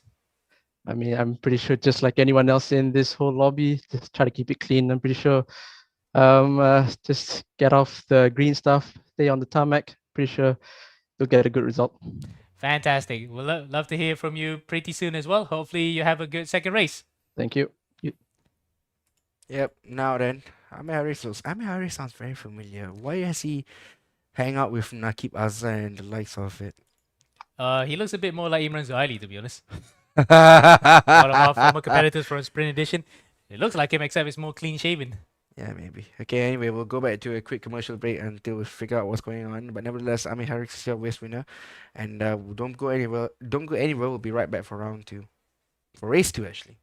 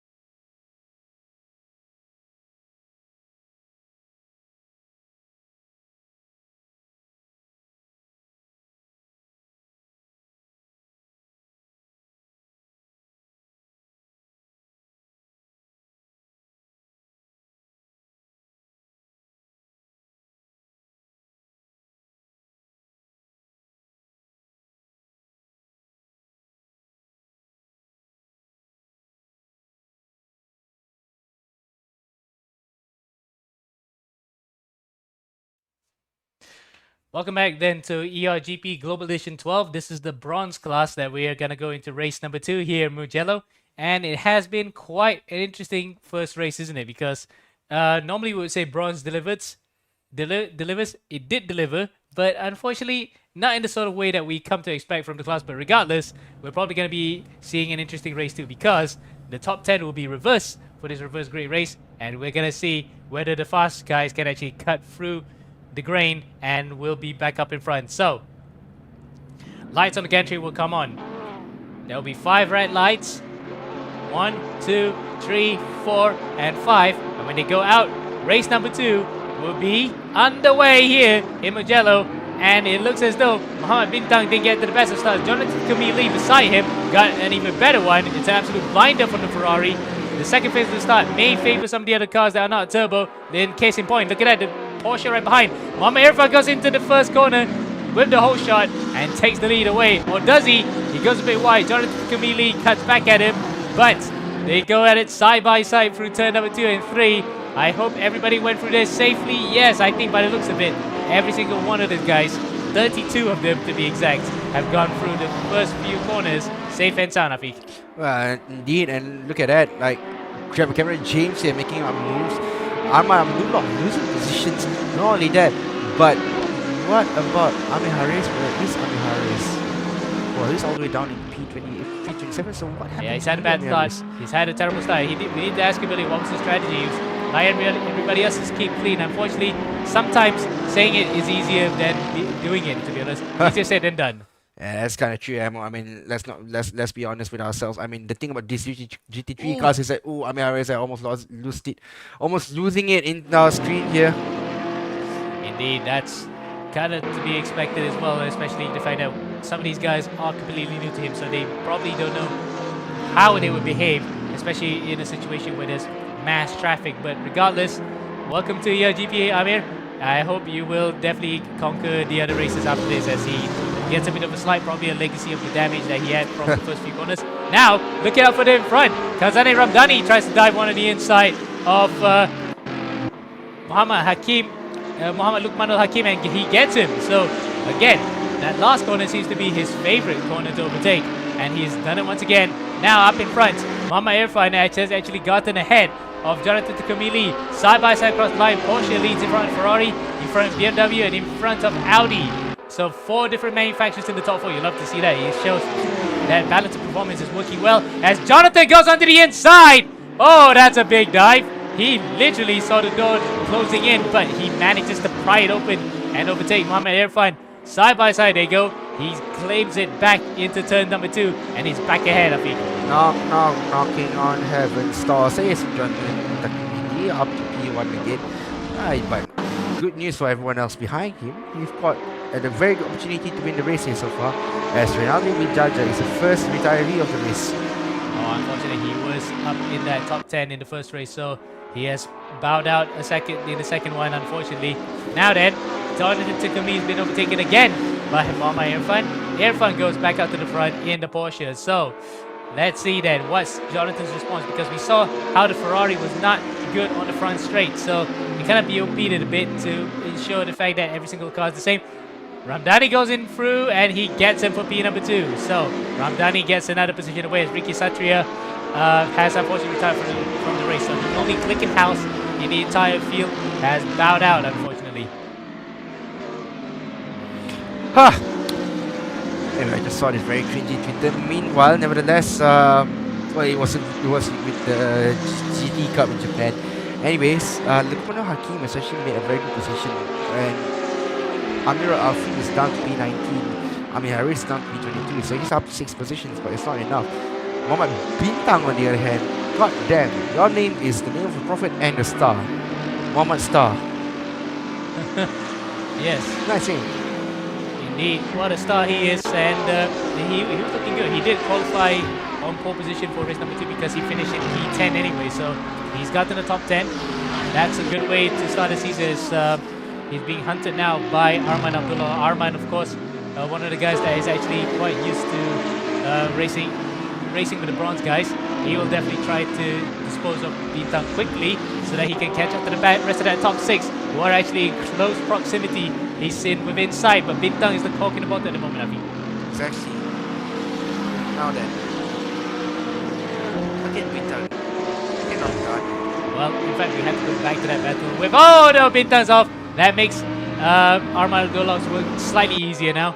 As up in front, Muhammad Irfan and Kanzani Ramdani. This is the battle that we want to watch right now, because it looks as though a small pattern is forming here between those who are going to be challenging for the title and those who are just battling to get points here. These guys are doing the exact same for both points and for the championship. This is for wins in race number 1 here. Looks as though Irfan may have gotten again the legs up on the BMW through the corners, but that BMW seems to be a very versatile unit, and in the hands of Kanzani Ramdani, it is a potent combination as we see Ozai Kadri become the latest retirement. It's the 3rd retirement, in fact 4th retirement in this race, I think. Unfortunately there, but nevertheless, we're going to focus on the battle up ahead. This process living so far, I would say yes and Yes, it isn't. Yes, it might be, but it's not yet. yes and no. Yes and Yeah, yes, it is. Yeah, we can say that at this point in time, but wait for the race to come to certain drivers and cars. That's where we can see it really come alive. And at this point in time, it looks as though the race is coming to Kanzani Ramdani. He is well and truly on the button here. As across the line goes Imran Haris behind 2 Audis fighting each other. That's Cameron James and Muhammad Lumando Hakim. These guys in the same car, but they're not teammates.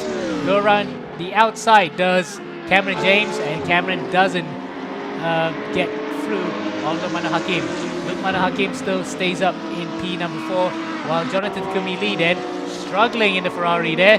He is really not loving those tires at the moment. They're all on medium, so no one has been crazy enough to go on softs apart from Ricky Satria, but Ricky's already out of the race. So they're on the same tires, but it looks as though Jonathan's tires may not be lasting as long as the other guys behind him.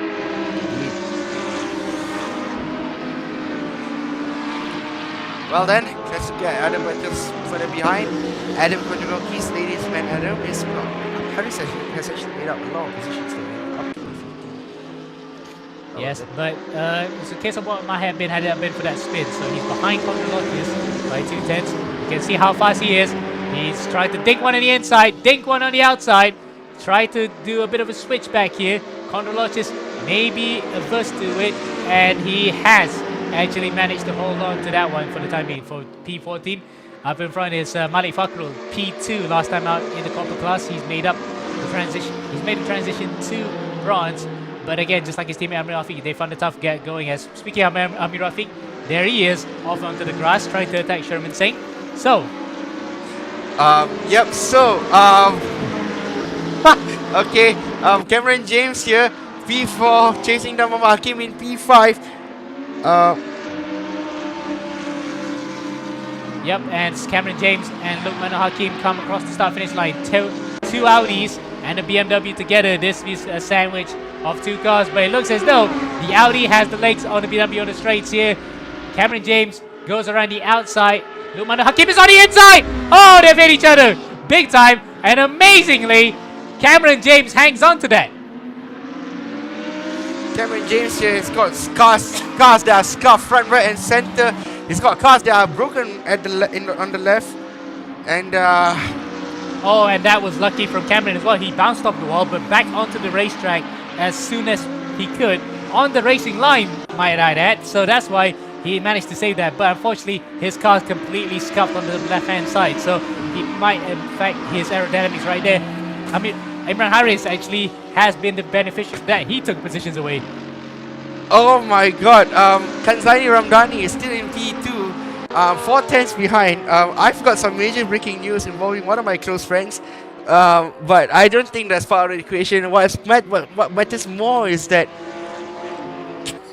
Muhammad Irfan is currently still ahead, and Kanzani Ramdani is trying his best not to be, left out by this battle for P1. Yeah, Irfan looks as though he has performance of the car from the corners, but on that straightaway, the BMW really is fast, and guess what? We might be able to see that come to the fore again as Irfan gets the exit that he did not want. Entry even. He's gonna compromise him onto the start-finish straight. Now, Ramdani may be able to sense his chance here of overtaking him. Okay, alright. Imran Haris here. In Now that's Well, Ramdani. yeah, Ramdani Ram- tries. yeah, Ramdani. Yeah, he's gotten the slipstream, but unfortunately, Right not, around the not, outside not here the into momentum. turn Not one the here, momentum. He Kazari doesn't Ramdani. have it. He didn't have the momentum to go through on the outside there, but you can think that he was trying as Irfan. Well, he was caught napping for a second there. He had the entry all wrong coming through turn 15. Luckily, though, he had the brakes to the Porsche to save him that time, and he lives to fight another day. Lives to fight another day is Kazari Ramdani. Well then, I know someone who lives to fight another day. Josh Berwin is actually getting married soon. And yeah, so for some reason, why am I bringing that up? God knows what. But Mama Hakimi in P5. Oh, congratulations there, mate. Actually, he actually deleted that post now. Anyways, congratulations, Global Edition winner Josh Berwin, on your engagement. So then, Kazani Ramdani is well still in P2, 4 tenths behind. Are they lining up? Is he lining up for an excellent move here? I reckon that yes, he will be, but he's just trying to line one up so he doesn't have to do a bit more dirty work as well. Irfan's under the cosh. He is feeling it. Ramdani then senses something here. He might just want to be trying to do it as I'm looking at Amir Aziz's camera. Look at how much he's shaking just now. It's still shaking there. Let's be honest. Yep. We can see his view from our second camera, but that camera is shaking quite a lot. Hopefully, it's not damaged from the car at the start of the race. But we're focusing on the battle up in front here. Ramdani and Irfan. Ramdani this time has a good exit out of the final corner, but so does Irfan. Let's see how the Porsche handles the straight here. The BMW last time was absolutely mega. He's reeling in. He's in that zone of 3.5 tenths here, or 4 tenths of a second to get up to the inside. Irfan goes narrow. Kamzani Ramdani goes around the outside, but again, once again, the Porsche's brakes came to Irfan's rescue.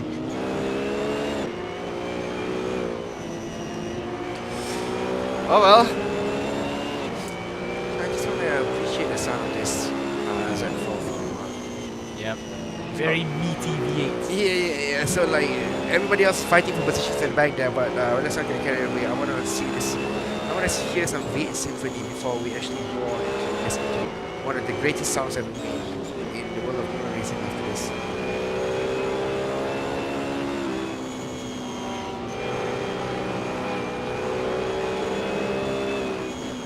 Oh, he goes off!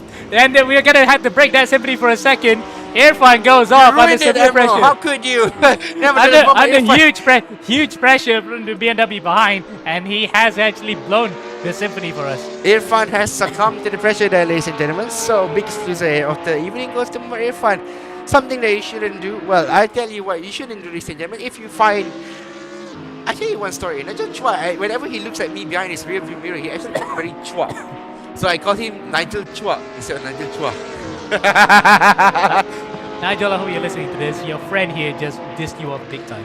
He's in Singapore now, so we diss him every day for it. Yeah, higher income, higher income in terms of living, yes, but then living costs are quite high, so it sucks to be him over there anyway. I mean, for a 20-piece McNugget, it costs $14 US. That's a lot.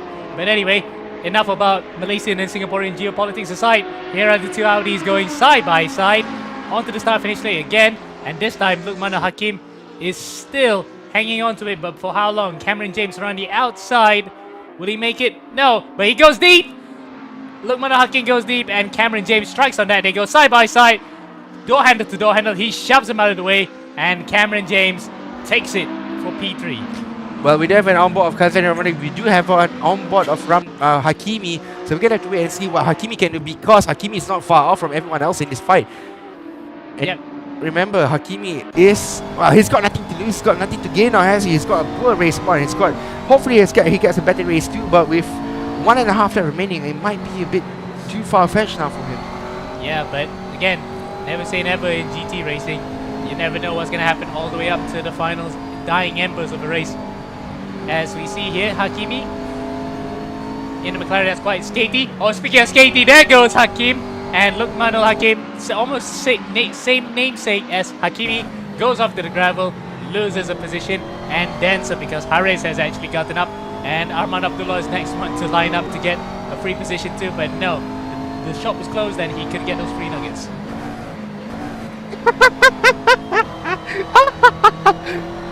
Muhammad Hakimi, what can you do? You've got half a lap remaining.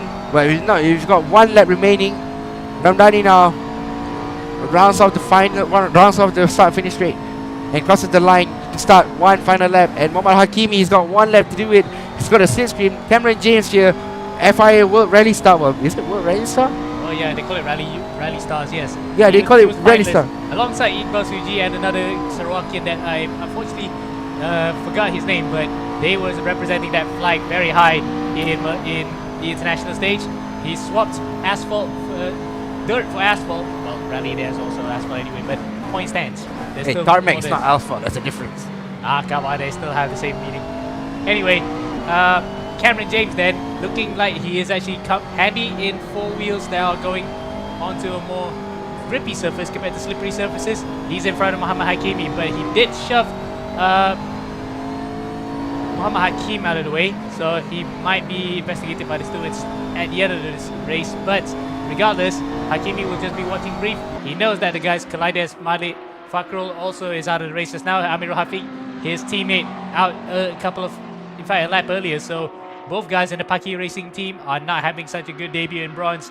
But Hakimi, on the other hand, is continuing on his good form in the bronze category, trying to get a bronze medal here, 3rd place in the second race here in bronze. Well, congratulations to Kamzani Ramdani for winning the race here tonight. I may jinx it or may have not, but nevertheless, let us focus on this battle here, Muhammad Hakimi and Cameron James. What can Muhammad Hakimi do?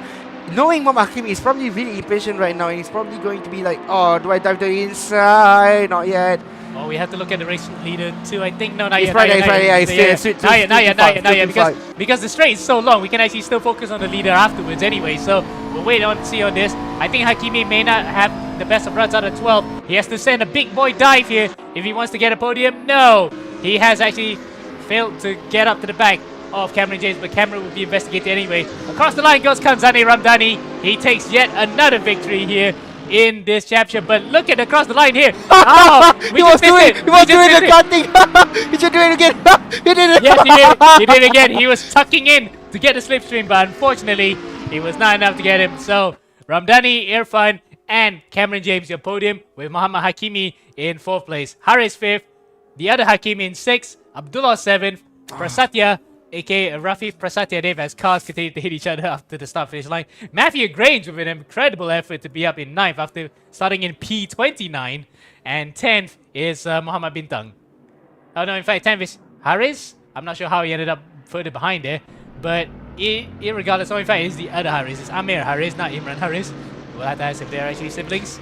But we might have an interview with Muhammad Hakim. Let's see how that particular thing that caught on camera, it will be his 15 seconds of fame. Hakimi, can you hear us? What do you mean 50 seconds of fame? I honestly don't think it was a 50 seconds of fame. Well, it's more than 50 seconds of fame now because we need to ask you, was that a Carter move that you were trying to do there, the tucking in? Yeah, I was trying to tuck in for a move, but I think if I were to have one more lap, I think I would have got him, but it is what it is. And were you actually in shot when it happened to the guys in front, where it was the two Audis between Cameron and I forgot which the other, Muhammad Lukman Hakim. They collided. So were you aware that there might be a penalty along the way if it happens? Were you racing it safer because of that? I'll be mainly racing it safe. Hopefully everything goes well. I'm still quite disappointed in my first race, but second race did well, so hopefully I can pay for a good result for race 1. Indeed, and because of that really good 4th place, you might just be salvaging some points, but it's only early days and yeah, remember you have drop rounds. But regardless, congratulations on the 4th place and thank you for giving us one of the funniest moments we've seen so far, the tucking in. Hey, thank you. Right, so that was Muhammad Hakimi with the Carter's move, shall we say, tucking in to get the slipstream, but unfortunately it didn't really pan out the way he wanted. Regardless though, it's still a good way to recover after what was a disastrous first race. Indeed it was, and well, I couldn't ask for more now, can it, Emo? Yeah. Okay, so bronze delivered in the second race, and that's what normally we come to expect, and we got it in spades. But after that, we're gonna have to move on to the big one of the lot, and this is the one that we're most excited for, the gold and silver class, apart from the bronze class, of course. We'll be right back after the short commercial break to find out what we're on about.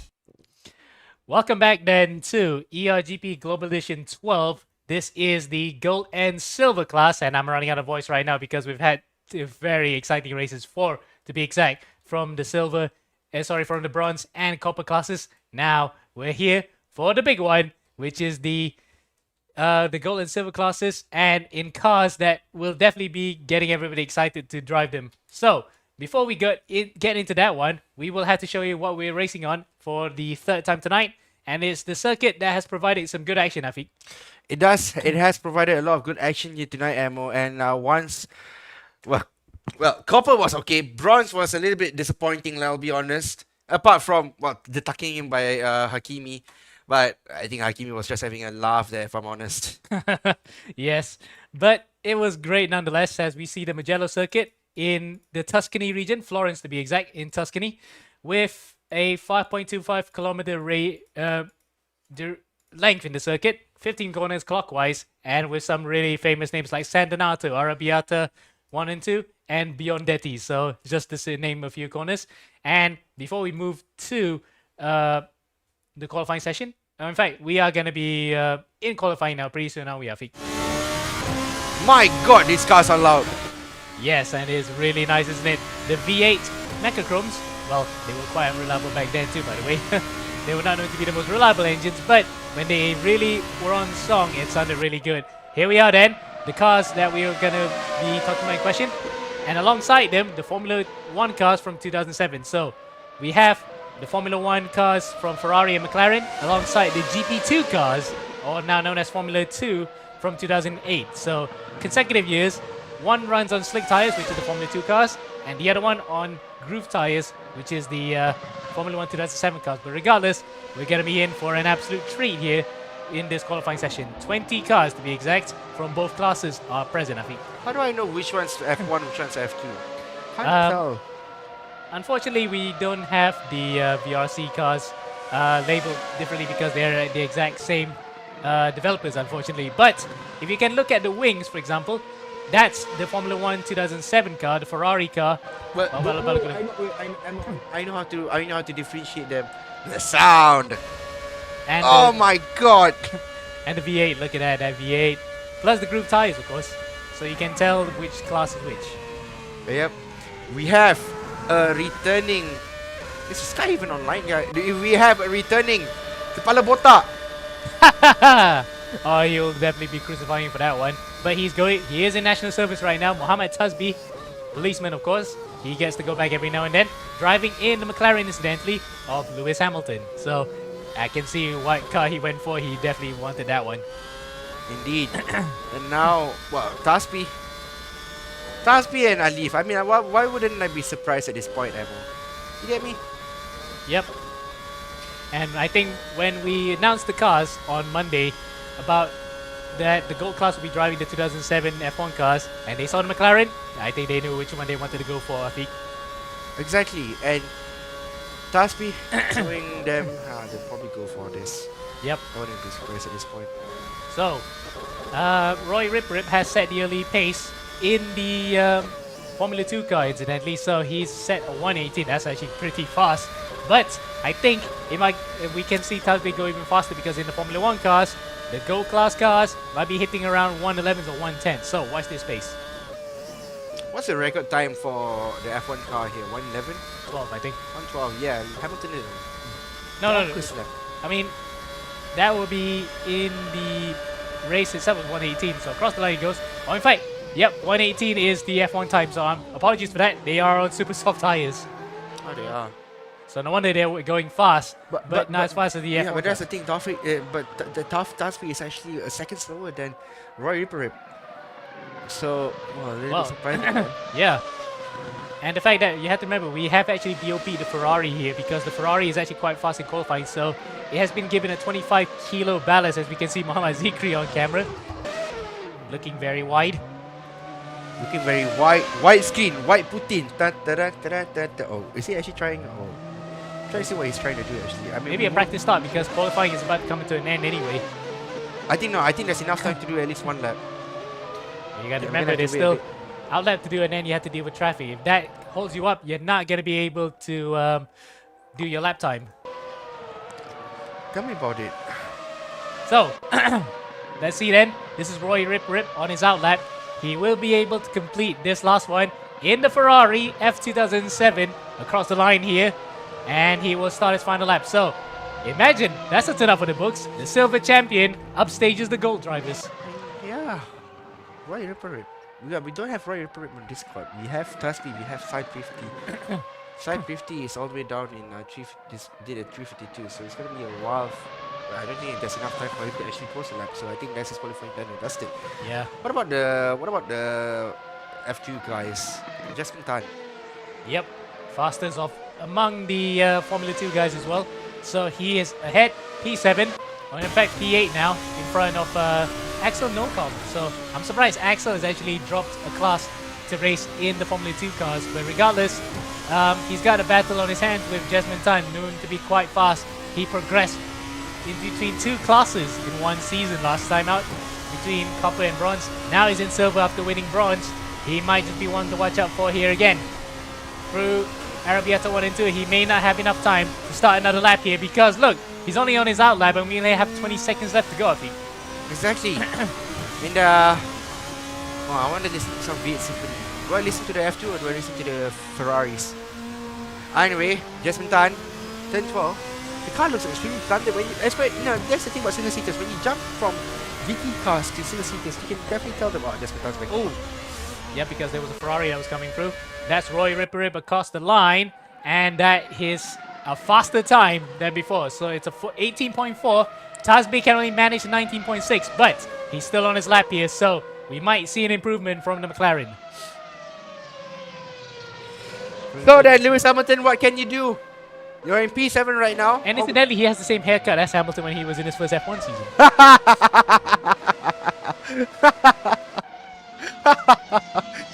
To be fair, he's grown his hair a little bit. But it looks like Hamilton when he was in 2007. Tasby got a little bit fat. I got a little bit fat, but Tasby got a little bit fat. You can see that. Anyway, across the line then.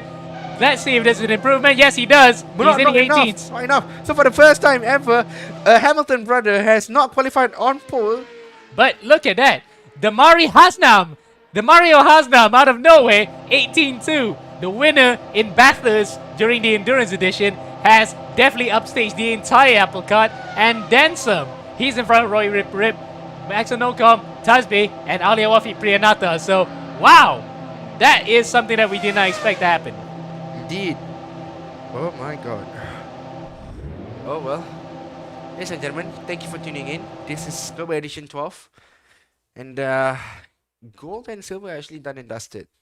Qualifying at least. Yeah, Qualifying qualifying, at least. qualifying at least. Yeah, Demario Haslam on pole, followed by Roy Numa Rip Rip, and Axel Nocom has out qualified Taspi by 1,000th of a second. Yeah, we can. Wow. We can actually check that on our timing screen. At 18.653 for Nocom, 18.654 for Tasby. So 1,000 separating those two guys. But wow, that's whet our appetites now. But before we go into the race, here's what happened last season with the standings. Yep, indeed. And now for the silver class, Roy Ripper won silver by 13 points ahead of Keith Moore.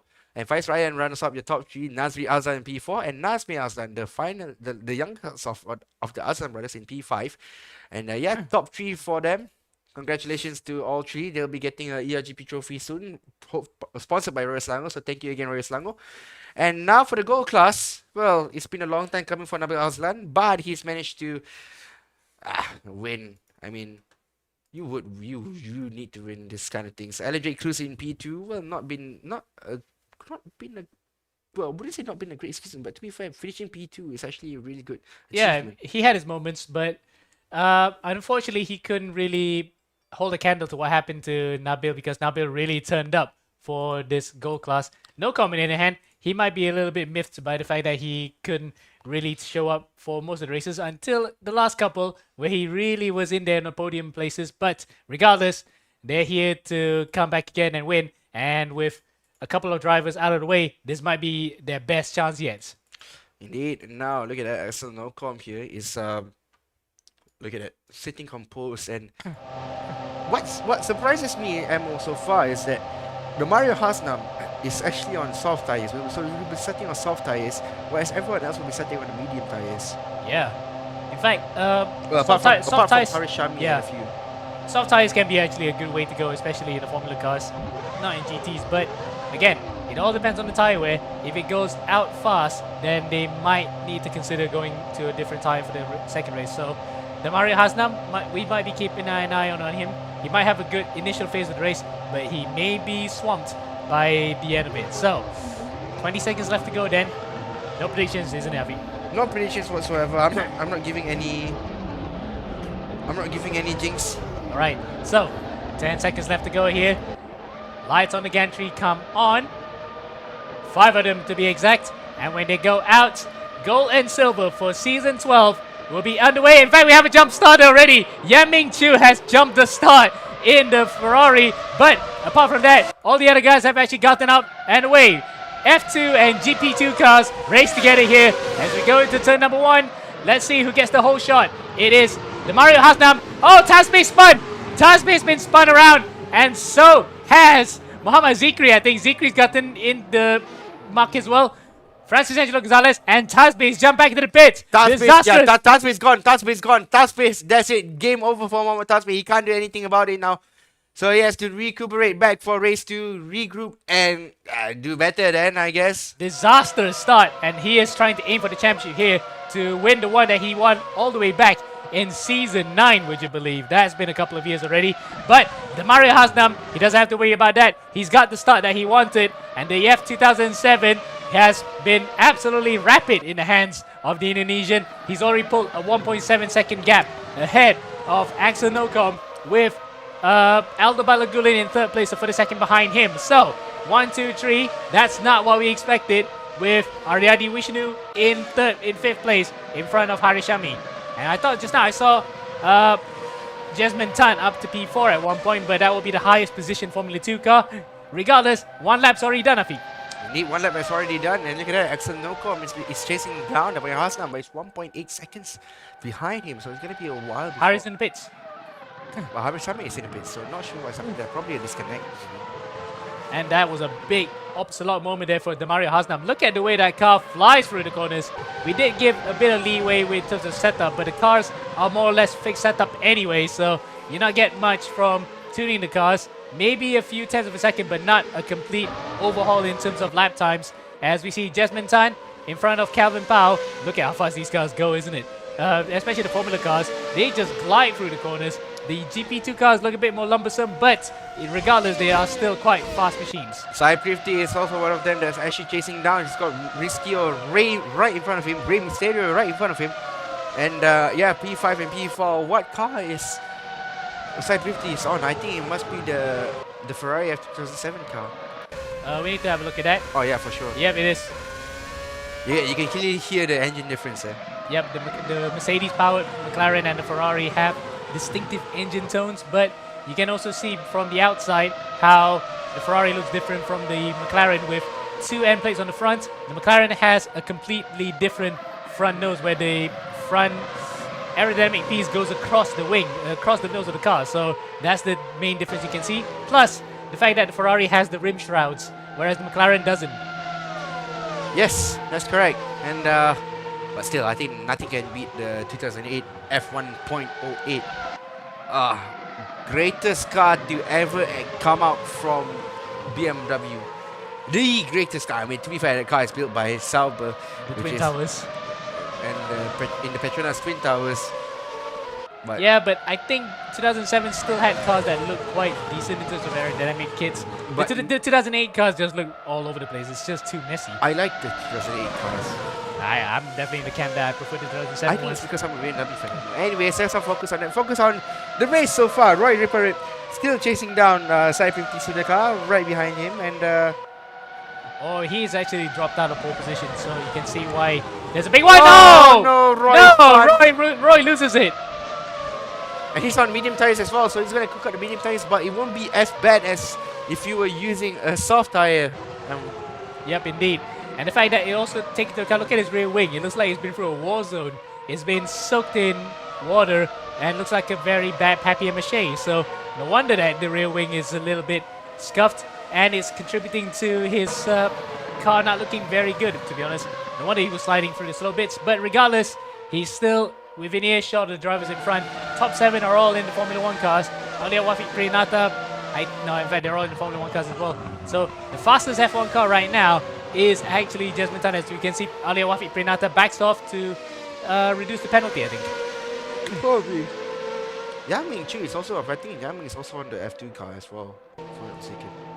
Yes, he is. In fact, Calvin Powell as well. So the fight is on between the GP2 cars here in the silver class between Calvin Powell, not Calvin Harishami, but Xu Yaming and Jasmine Tan. So let's see then what Calvin can do up in front here. This is his best position ever with a car right in front that looks like Harishami. So Hari is actually struggling right now, isn't he? Yeah, he is, and well, quite surprising here to see Harry struggling because he rarely struggles in situations like this. Anyway, meanwhile, we've got to give some love to the race leader here. Damario Hasnan is in P1 and not being shown much, but then again, he's the race leader. Let him be. He's on his own race here. Yeah, and he is well clear, 4.5 seconds even in front of Axel Nocom. But this is the start of the season that Nocom actually would have wanted, because after last time out where he was outgunned by the two drivers who finished in front of him, this is the best way for him to start off the season, by being on the podium and trying to hold off a very fast charge into Mario Hasnam with Ray Rizkio in third, further 11 seconds behind. So he's pretty much in no man's land. That's the sort of thing you really want, actually. You do not want to be involved in any of the nonsense that you come with crashing with people in a packed grid. Indeed. Ooh, onto the grass goes Sai Prithvi Sudaka, and you might say that Sudaka may still be using the controller, I think. We're gonna have to wait and see whether he actually uses. No, he's actually using it. He's actually fixing Okay. it. Well, yep. The last time where he actually used the controller, it's impressive that he actually won a race. In the silver category. No, it was in gold. And it was in Shah Alam, remember, that he actually used that one. But we had a bronze 1, 2, 3. He was the fastest gold and managed to win with a controller, would you believe it? So glad to see that Sai Prithvi has actually fixed his wheel and is back to being competitive best. Looks as though he is having a lot of people for company up in front here, with Ariadi Vishnu behind him, Ray Rizkio in front. So it's third, fourth, fifth, and sixth. Let's include 7 as well, because Roy Riprip is only a few tenths behind them as well. So a gaggle of 5 cars here battling for the final spot on the rostrum. Car still in the pits there, and I just want to listen to those V8 cars. Ray Rizkio. I mean, everyone's a Ferrari fan. You can see everyone's actually using a Ferrari, right? Yeah, was using the McLaren for some reason. And you have to remember, the Ferraris have been completely nerfed for this one, you know, because they've been given a 25 kilo ballast to just equalize the cars, and it's still a Ferrari one-way traffic. Almost all of them are using the Ferraris. But to be fair, if Felipe Massa was given this car, Oh! mine. 3 cars involved, and that includes Ray Riskio. Aldo Balagulan has actually gotten a few positions. Riskio, Suduka, and Vishnu all off. And Riskio lights up the rear wheels to spin around in the gravel trap to get out of it sooner. But he still has Vishnu for company, and Vishnu gets him. So I think it might have been Vishnu who started that whole thing. Indeed, look at that. Roy Ripper down the inside of Aldo Ray Balagulan himself and has managed to get the job done. Wow, a lot is kicking off right now, and we are still 7 minutes away to the end. Well, what? Caspi can't be the only one who's using the McLaren, okay? Well, we can cycle through all the cars right now, but it might just be the case, isn't it? Okay, Because, F2. Was it quite surprising to see him in the F2 still? Yang Ming is in the F2 car.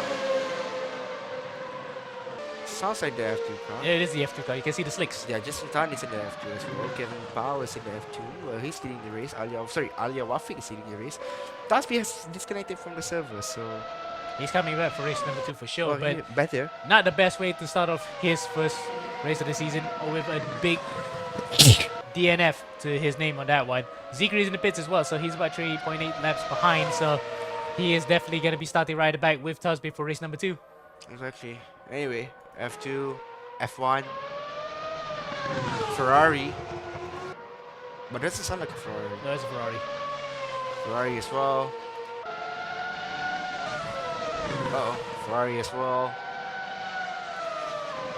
Ferrari as well. It's difficult to see when all the cars are practically... all the cars are white in color. Anyway. Ferrari as well. I think I know why people are picking the Ferrari. You know why? Because after they won Le Mans, everyone said to be like, yeah, I'm a Ferrari fan right now. Well, apart from that, I think because in terms of Forza mods, Ferrari. it was the championship winning car too, so it makes a whole lot of sense. Exactly. Anyway, across the line then, lap 7 we're on with the Mario Hasnam 5 seconds ahead of Axel Mariano Nocom. Third place, Roy Rip Rip, a further 17 seconds behind Nocom, but regardless, he'll be happy with that particular instance because it was quite disastrous at one point, wasn't it, for him? We thought that, oh, he's dropped it out because he was in a collision, but he manages to recover well enough to stay in the podium positions in front of his fellow countryman, Aldo Balagulan. Indeed. Now then. Now I wonder how long it will take for the Mario Haslam's tires to actually be cooked, because at the moment it looked like Axel Nocom was closing in on him, but at the same now it looks like he's gapping him. It's a bit weird here. Bit by bit, but again, it's only a 50-minute race, so maybe soft tires are the way to go, but only on the single-seater cars. GT3 cars, they cannot last the whole race distance for some strange reason. Exactly. Now then, Cycle 50 Suduka overtakes Riskio. Probably the legacy of the damage that Riskio had because he and Suduka were involved in that collision. Suduka manages to reel in Riskio and take away P6, but it's a case of what might have been because the top 3 were really close together had it not been for that accident. Had it not been for the accident, yes, Mario Haslam still leads the way, and Axel Nocom in P2. Doesn't look like he can get the job done soon.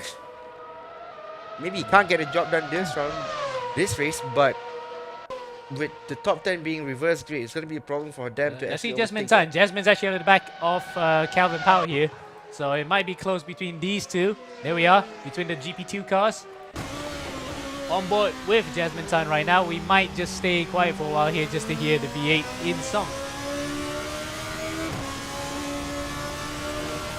the closest battle we have now, am I right? Indeed. So, no DRS involved in this one, not in this era at least. You have to overtake the old-fashioned way by using the slipstream of the guy in front and try to force him into a mistake. Jasmine then with a very good exit coming out of turn 15 onto the start-finish straight. Calvin Powell then has to watch his mirrors here. He doesn't want to be spooked by the Singaporean who's been very rapid. Onto the inside, and he's been spooked here. Jasmine goes onto the inside. What an amazing move there. He caught Calvin Powell napping big time there, I think. Yep. But still, P2 in the championship for Justin Tan. I mean, Alia Pinata has to run away. Well, he's already run away because Justin Tan is like 23 seconds, 24 seconds behind him. Alia, I think he's in the Formula 1 car. Oh yeah, okay, so better with me than the still ammo is still difficult to find, like who's driving the F2 and who's not, you get what I mean? Yeah, we'll probably get to change that the next round. As whoa, Jasmine, watch out!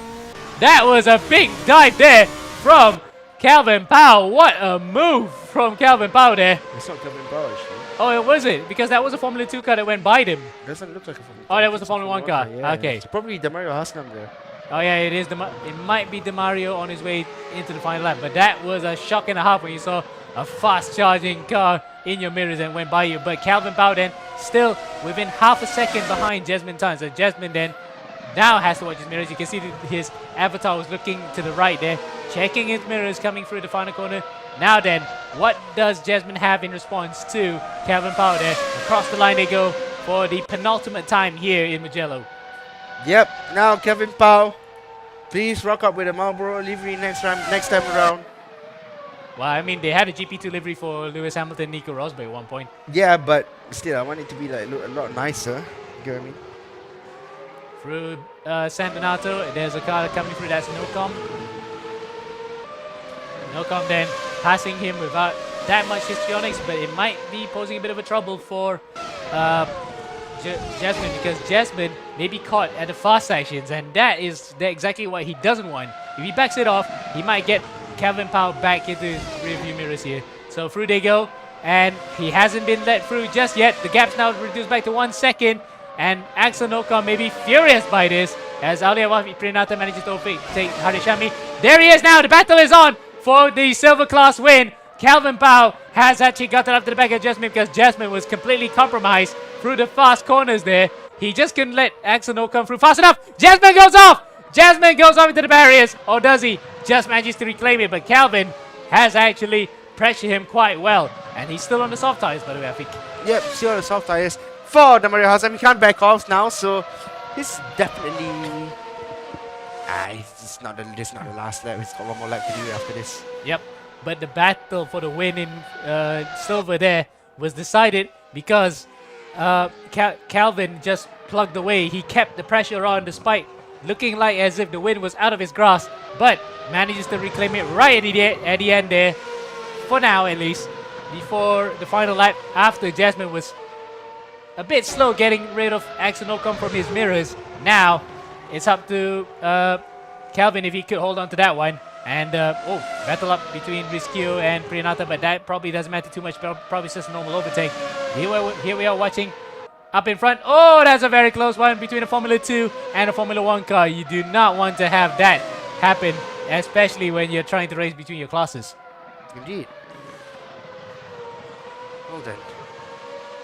Anyway, Demario Hassan. Jasmine's in the pits. Jasmine has actually peeled off into the pits. Probably he thought there's enough time between himself and Francis Gonzalez so that he could literally come out of the pits just in time. And Demario Hasnam then probably doesn't have to worry about that either, because he manages to keep the soft tires alive throughout the entire period of this race. So did Ariadi Vishnu. But Vishnu would be wishing that he'll have this position that Hasnam has. Out of the final corner for the last time at turn 15. Weaves across the line. Demario Haslam makes it 2 ERGP wins in a row, which includes his Global Edition win and the Endurance Edition win that he had at Bathurst. What a way to start the account for the season. Axel Nocom crosses the line in second place. That's another good way to start the season as well. And he rams into the side of somebody off the track completely. But irregardless of that, that's one way to win the race, as Calvin Powell then crosses the line to win in silver with a massive battle that he had with Jasmine Tan. He will be loving every second of that. We might get him on board for the interviews. He's shaking his head a bit. I'm not sure why he'll be shaking his head, but he should be very pleased with that one. So exactly. we'll get him on board with that. Calvin, can you hear us? Yeah, can. Loud and clear. Right. Well, Well, we had to say congratulations on the win. That was an intense battle with Jasmine to win the silver class. There, can you talk us through how it went?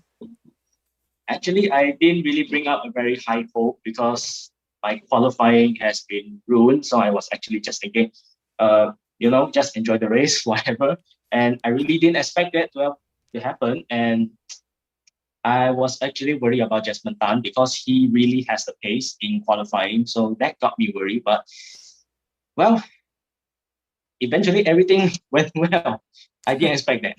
Indeed, and it went very swimmingly as well after he actually got held. Well, he held up no com, but went off by himself afterwards. Guess it looks as though they might be between you two for the rest of the season, isn't it? If this goes well for you. It will be, I think, but we will see. Right. So when I hold you up anymore, we'll let you focus on race number 2. Congratulations on winning the first race in silver. All right, thank you. Now then, so we will be switching over back to our camera here. Do we have anybody else on board? You can mute the mic there, Rafiq, just in case. Nah, I don't think so. I don't think there's anyone here that we can Yep. interview. Probably Axel Nocom if he wants to be interviewed. Yeah, that would be a good way to start as well. That would be a good way. Hello, Axel. If Yep. only he can. Axel. Hello, Axel. Can you hear us? No. Yeah, I can hear. Right. So, what a way to start a brand new season in gold, isn't it? After somewhat of a quiet season, shall we say, last season in gold. This is a great way to start it, isn't it? Yeah. Yeah, it was a good experience, and especially I started off the season really good. So yeah, I got a lot of points in the first race. Indeed. And in terms of how you want to race against the Mario Hasnam, were you surprised that he was actually that fast from the get-go? Yeah, because he gambled on soft tires and I stayed on medium tires because I was afraid that it might blow up at like the last minute. Yep, but now that he's actually proven the soft tires can do it, would you take that gamble as well, you reckon? Yeah, probably in the next race. Right, so we'll let you focus on race number 2. Congratulations on a good start to the season, Axel. Yeah, thank you. So then, I mean, We that's got all the different- question that we have for Axel Nocom. yep, so we'll just wait until we get the second race out of the way to see who else can we interview. But that actually was quite a good race, all things considered. We had differences in performance from drivers in separate cars, but the surprise of the lot is we get to see up in front a brand new winner and a brand new target. Indeed. And yeah, cars are lining up here at the moment. They got 2 minutes to do. So I think we can do one quick commercial break. But don't go anywhere. Final race for the evening. Global Edition 12. Gold and silver racing together for race 2. And it's a reverse grid top 10 with an F2 car on pole. Stay tuned. Don't go anywhere.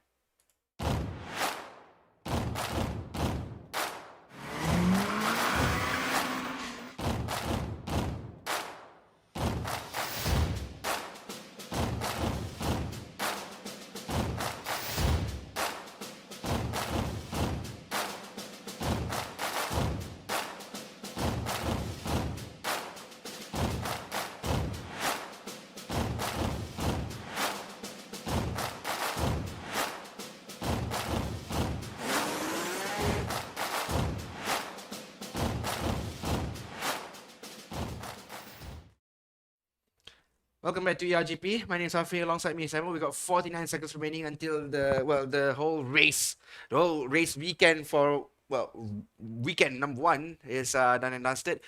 As we go on about to the 2 cam, we gotta give a quick shout out to our sponsors, MAM Motorsport Association of Malaysia, for sanctioning this event. Live apparels for the beautiful apparels that are currently being worn by Emil Haziq. Roy Selangor will be giving out trophies to the top 3 in each championship. In each classes per se, Xbox Summary for the facilities, and last but not least, X Motorsports, which is us. Now Yep. then, Emo. Yep. Now, let's see how race number 2 will go. 10 seconds as we are going now. Left to go before the lights come onto the gantry. All 5 lights are on. And when they go out, will be underway here for the final time tonight this evening, and race number 2 for gold and silver will be underway here in Mugello. It's a bad start for Calvin Pao, so he got up to an absolutely poor one, but it's to be expected because he is an F2 car in front of the rest of the F1 cars and he's been swamped. Now he'll roll back with the rest of the Formula 2 cars. Coming to turn 1, will anyone come a cropper here like last time? Hold your breath, everybody, and now you can breathe. Everyone goes through this safely and soundly, or have I spoken too soon? One car has gone off into the gravel. It's Roy Ripperip. Roy has actually gone into the gravel trap. Oh no, not a good way to start. And he has had this habit prior to this, where he could qualify fast in the qualifying session, but during the races he can fluff it up. He'll need to avoid that habit again, as he now has to regroup it together all over again to catch up to the rest of the gold class field. Exactly, and now Roy Ripper being like the biggest loser from everything. So, who is in the top 10? I think Hari Shami is leading the race so far. So, nice, Hari Shami is in the lead. Someone that we have not really been in contact for, well, not been in contact for a while, but because we have been, but you know, knowing him that we rarely talk to him because it's been what, three months since we last had Global. Well, yeah. He's been there or thereabouts, but he had a very incognito season last time out in gold, so he'll try to put that to bed and start season number 12 on a high. But again, round one, race one wasn't the best for him, so at least he's now willing to sacrifice that one to get a better race too. As Alia Wafik Priyanata and Ray Rischio go toe-to-toe, but they couldn't overtake each other that time because they know full well that if they start fighting and squabbling, they will let Harish Shami get away. And Harish, for the time being at least, is trying to make a beeline for it. He's trying to make a beeline for it. Exactly, and now, then, what about race winner Damario Hasnam, where he's in P5? He can't improve his position at the moment unless he can overtake Sai Privti Sudhakar for P4. Then it will slowly climb his way up to P1 ammo. Yep, and Tasbe unfortunately has not made it for race number 2, so we have one less McLaren now. It's all Ferraris here from here on out in race number 2, as Damario Hasnam works his way behind Sai Prithvi Sudhakar. Sudhakar then back on his wheel. He's looking very competitive at the moment, but he's going to have to do a lot more than just be competitive to hold off the back of someone who is really hot off the back of winning race number 1 in his first ever race in Global Edition. He did win Endurance last time out in Batters with the MPR GP team. Now he's representing them again here in the Global Edition. Let's see how he can do here for race number 2 in reverse grid. Across the line now. Let's see if he could get a slipstream. At the front though, Harris has been overtaken by Aulia Wafik Priyanata. Priyanata on the outside. He gets a better slipstream here. And as they dive into San Donato, Harris locks up. Aulia Wafik Priyanata goes a bit wide, but Priyanata manages to hang around the outside and takes the lead away from Hari Shami. So that's a change of lead in front. He managed to drop Rischio very fast, and Rischio then might be licking his lips next to try and overtake Hari Shami. Indeed. Now then. Aulia Wafik Priyanata is running away from Hari Shami. Damario Hasnam is not running away from Hari Shami. He's actually getting closer to Hari Shami. Yeah, indeed. In fact, Damario Hasnam has actually disposed of the other drivers in front of him as well. So he's overtaken Vishnu as Rischio goes off. I think that was Rischio big time even. And he has actually lost a couple of positions as well to Sudhakar and Balagulan. So, and add to that, Ripperip. So Roy Ripperip has managed to recover at least one position after a disastrous start. And he's overtaken the rest of the Formula 2 field. Now then, 1.2 seconds separates between him and Hari Shami. It's going to be, I'll say, around one lap before, well, less than a lap actually, less than a lap before. Damario Hasnam is in attacking range to Hari Shami. Yep, and Hasnam, we know how fast he is. He was absolutely blitzing it up in front in race number 1. He cleared away from Axel Nocom. And this time, Hasnam actually is doing the opposite of what he did race number 1. He's on mediums and Nocom's on soft. So Nocom's actually taking a gamble here, but probably because of the change of conditions. It might be hotter right now, so that's why he's actually going for the mediums. So yeah, change of strategy. Still, the outcome looks a bit similar. Hasnam still has the pace, but Nocom is not that far away behind either. He's about 2 seconds now, 1.9 as we look at through the sweepers at Savelli and Casanova. with a brilliant shot of how the cars they can demonstrate how they can go flat there. And for Harishami, he wishes he went faster through there because he's got Hasnam right behind him by about 3/10. Hasnam likewise doesn't want to spend too much time behind Harishami because Alewafi Prenata is beginning to pull away up in front of him.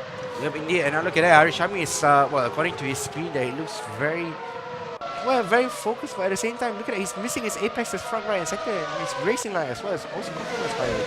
Yeah, look at that. He's not had the best couple of corners there for Biondetti 1 and 2. He's supposed to be straight lining them, not literally going in a literal S-curve. So, Hasnam having an easy target here in the form of Harishami. Again, it's like a repeat of what happened to Hauliawafi Prenata. Prenata went around the outside. He had a better run out of 15. Oh, they nearly hit each other there. Coming to turn 1. Around the outside go Hasnam. This time, though, it's a completely different story. He hasn't had the easy maneuver like what Prenata did. But, like Prenata, he manages to get a good exit out of there and manages to take away a position from Harishami. Haris is now dropping like a stone because Nocom is next in line to overtake the Malaysian. Nocom, quick boy. I mean, Nocom is the one that I'm really impressed with. I mean, apart Oh! You nearly spoke too soon there because he went onto the grass even. He had to back it off completely, so he's lost a second behind Harishami. Luckily there, he held on to it, Afiq. Indeed. My God. Oh! Kicking off Let's there. go on the barriers. Yeah, it's all kicking off now. I'm not sure. I think there might be Haikal Aris. Yeah, it is Haikal Aris with the broken, well, I wouldn't say broken. Broken everything. Yeah, broken everything. Yeah, the car is not turning right. The car is not turning left. It's Wow. it's bright man, so the car won't go straight. So it's gonna be a little bit of a problem there for them. Wow, that's not a way to start the season, isn't it? Especially given the fact that he had a very good run last time in Global Edition in silver. But anyway, we're back on board with Harishami. Looking behind him, Nocom still manages to catch up to the back of Harishami. He manages to reel in about 7/10 of a second within just that one lap. One sector to get up to the back of him. Now, soft tires versus medium tires. Oh, in fact, it is soft tires versus soft tires because Haris hasn't been able to utilize the soft tires better than the other guys did, not to say the least, Demario Hasnam and Axel Nocom. Oh, we have a spinner! Oh no! Prenata has Race leader pirouetted. gone. Race leader has actually dropped it out to turn 5. He's pirouetted in front of the other guys, and that promotes Haris back up to P2. And Nocom up to P3 as it's a rear wing damage as well. Look at that. The rear wing is gone, Afiq. Oh my God. What happened there to Alewafi Prenata? That was not something that he wanted. And he's going to spin a second time here as well. Look at that. Or even third time because he spun twice coming to recover. This is his third time. He nearly ended up somewhere in the Tuscany countryside coming through Arabiata 1. Oh, that is a disastrous way to end this round for Prenata. It looks so promising to win, but unfortunately, it wasn't to be. Never mind, I know someone who's actually going to have a fight for the podium positions. Axel Mariano Nocom. Woo! Yeah, he's got a slipstream here. Soft tires versus soft tires, may I add.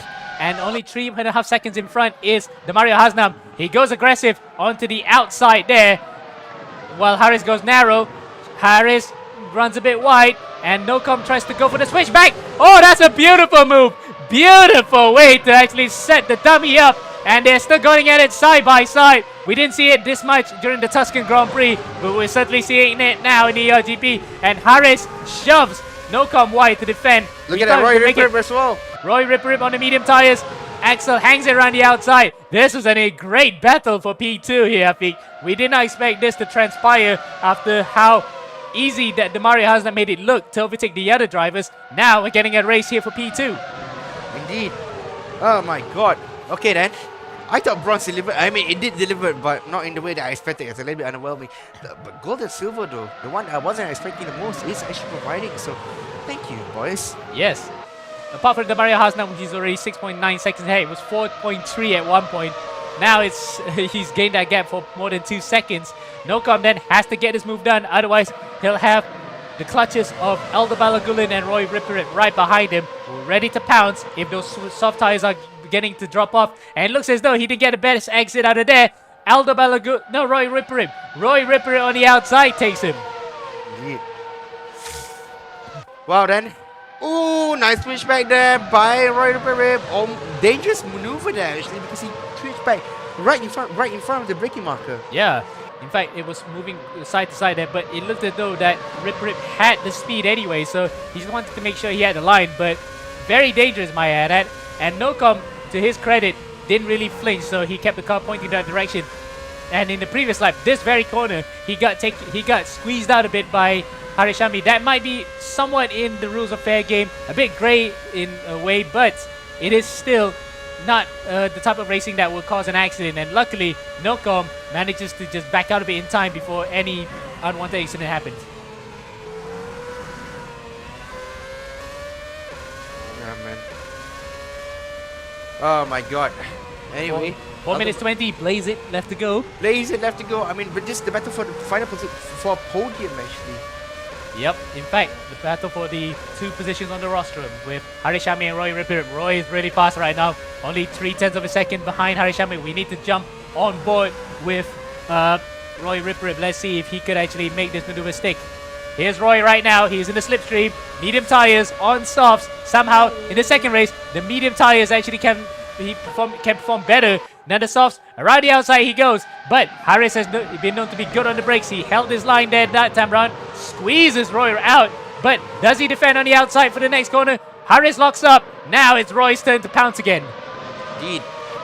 Oh my goodness. Now then. Oh, Roy goes onto the grass, onto the sand. And gets overtaken by Nocom, so we're back to all square here.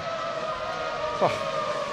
Emo, this is turning out to be one of the nicest, well, one of the best goal race I've seen in a while. Absolutely. Because we normally have the type of racing in this class, people going off as oh, that's Yamming. I think Yamming. I think it looks like Zikri. I think it's Zikri. No, it's not Zikri actually. Zikri is well ahead. Yeah. So that might have been either Francis Angelo Gonzalez or Haikal Ariz. So Haikal has not had the best of rounds anyway, so he just backed it off and not want to get involved in any of the gold class battles here. In fact, 2, 3, 4, 5, 6 even, because Ariadi Vishnu is not that far behind, only 1.3 seconds. So Harris again has to do the same thing. He goes very wide though. That's not a good exit out of the final corner. He might be leaving him a bit exposed here coming on to the start-finish straight. My god, the V8 Symphony. 5 cars passing through. It's a 5-way fight for P2 with 2 laps to go. Roughly 2 laps to go. Oh, Harris goes wide. Soft tires probably are crying enough, but Nocom still managed to get there as Haikal Ariz is out of the race. I think it entirely depends on how good is your tire wear or how good can you control the tires. If you can't, then your tires are going to be screwed. But if you can control them, then it should be okay. As for Roy Ripper, he'll probably be the one that has the advantage for between him, Nocom, and Harishami. But he's not getting closer though. So Harishami is getting a lot closer. He's getting eaten up by Axel Nocom, and I'm targeting that he's gonna get eaten up by the next lap. But we'll have to wait and see. Yes, we'll have to wait and see first how that would play out, because we saw how Harris is actually quite strong on the brakes, so he has been using that as his locker, but locking up as well doesn't really help his tires that much. So coming up out of turn 12 into beyond T1 and 2, we saw a couple of cars come a cropper here in the lower classes. Not this time here, as Nocom then has Roy Ripper for company. Roy goes very wide coming into the final corner on the entry, but that might make him go narrow and onto the apex, onto the start-finish straight for the run up to the line on the penultimate lap here on what has been an exciting race. It's got to go 3 wide, Yapik. It's got to go 3 wide coming to turn 1. Oh, look at that 3 wide. Ooh, a little bit of Marquez, Petrucci, and Dovizioso action there. Look at how Harishami has managed to overtake Axel Nocom for P2. But nevertheless, you got Nocom goes back in. Nocom touches Harishami. Shami gets knocked out. Roy. And Roy, he actually takes 1 position there, not 2 for 1 yet. But wow, Harris meant business there. That was revenge for a few laps ago, wasn't it? It was revenge for a few laps ago. Look at it, everyone is getting a lot closer. Abalagulan, Vishnu, Harishami, Riparip, and last but not least, you can't forget Axel Nocom as well. He's actually the one leading the rest of this pack. So for Axel Nocom, he needs to run away with this in order to have a very good championship position in the championship standings. Well, it will be 2 second places anyway, so he will be right up in the thick of it. It's just that Demario Hasnam has shown that he's got the quality against the rest of the field, and we will have a completely different champion up in the front. Final lap? It might be just the final. In fact, it is the final lap. If he just backs it off, he will not continue for one more lap. 3, 2, 1, and Yep, that's there it. you go. Across the Final line, and that's the race finish. Look at that, beautiful time. 50 minutes .500. That is Alright. perfect. Oh, another car went off, and that's Vishnu's off the ground. Vishnu's into the gravel, but luckily he manages to not spin it. Across the line goes Axel Nocom. He takes second. Roy Rip third in a dramatic final lap battle. Harishami with a disconsolate fourth. He looks a bit disappointed with himself. Fifth, Balagulan. Sixth, Vishnu with that late off. Seventh, Sudaka. Eighth will be Ray Riskio. Ninth, Alia Wafik Prenata. That's your top 9 in the Gold class, in the Formula 1 cars. And 10th will be Muhammad Zikri, but that's actually not for the overall positions because he will come across the line then to win for the first time ever since Season 8. What a long time has that been since we've seen Zikri Season 8. ride a sharp edge. Season 8 gold, bronze category. Yep, and Ah, he had that yes. Titanic battle with Yang Ming too. I remember that one. Anyway, give some love to Muhammad Zikri. Guy has not given any love so far for this race. Harishami looks into the camera in disgust. Zikri though, a guy got a lot thinner recently. Yeah, he's been really working out, trying to get his fitness together on the pitch because he plays football with us on every Wednesdays as well, mind you. And of course, he's been working out to be fit for a race car as well. That is for future plans, but the here and the now, he comes out of the final corner then to win in silver. He may not be smiling now, but he'll definitely be smiling as he comes across the line. Where's that smile, Zikri? Across the line he goes, and that's it. A win in silver. He may not feel like it now, but he will feel like it. Why isn't he happy? Come on, cheer up, boy. Zikri, if you can hear us, please cheer up. You just won the silver category. Oh, look at that, he's smiling already. He's shaking his head. He's shaking his head. Yeah, it's probably like, a little bit disgusted, not sure what. But now, ladies and gentlemen, we actually have Zikri on board for an interview. So, Mr. Zikri Hakimi, how are you feeling? I don't know. It's a bittersweet ending, I guess. Yeah, I had good pace, I think. So race 2 is good to win, but yeah, I don't know. I don't know what to say right now. I'm a bit frustrated, but happy at the same time. Yeah. So, Yeah, it's catharsis, I would safely say that one. But take us through your race number 1 then. What happened there that caused you, apart from the accident, of course, that caused you to go into the pits? I thought it was not the proper race. I thought because I think me and Tasby had the same confusion. It's like, why is it race 1 again? What's going on at the moment? So we're both. I'm confused, a bit infuriated about that. But you know what? It happens, I guess, in racing. Oh well, yeah. So just have to take it in. Just go next round. Still get the win in race 2 anyway, so it doesn't matter. All right, so congratulations on that. Let's see you next in a couple of weeks' time for round number 2. See you guys. See you, Zikri. So We don't that's have it. Yeah, we don't have anyone else. We don't have the race winner. We don't Yep. have the podium. Yeah, so I think that's about it. Yep, then we can close it off for the night. So at least gold and silver for the first time in a while that has been providing some good races. But we'll be back again in a couple of weeks' time for round number 2. So from me, Emma Isaac, alongside me, Afif 42, it's goodbye for now.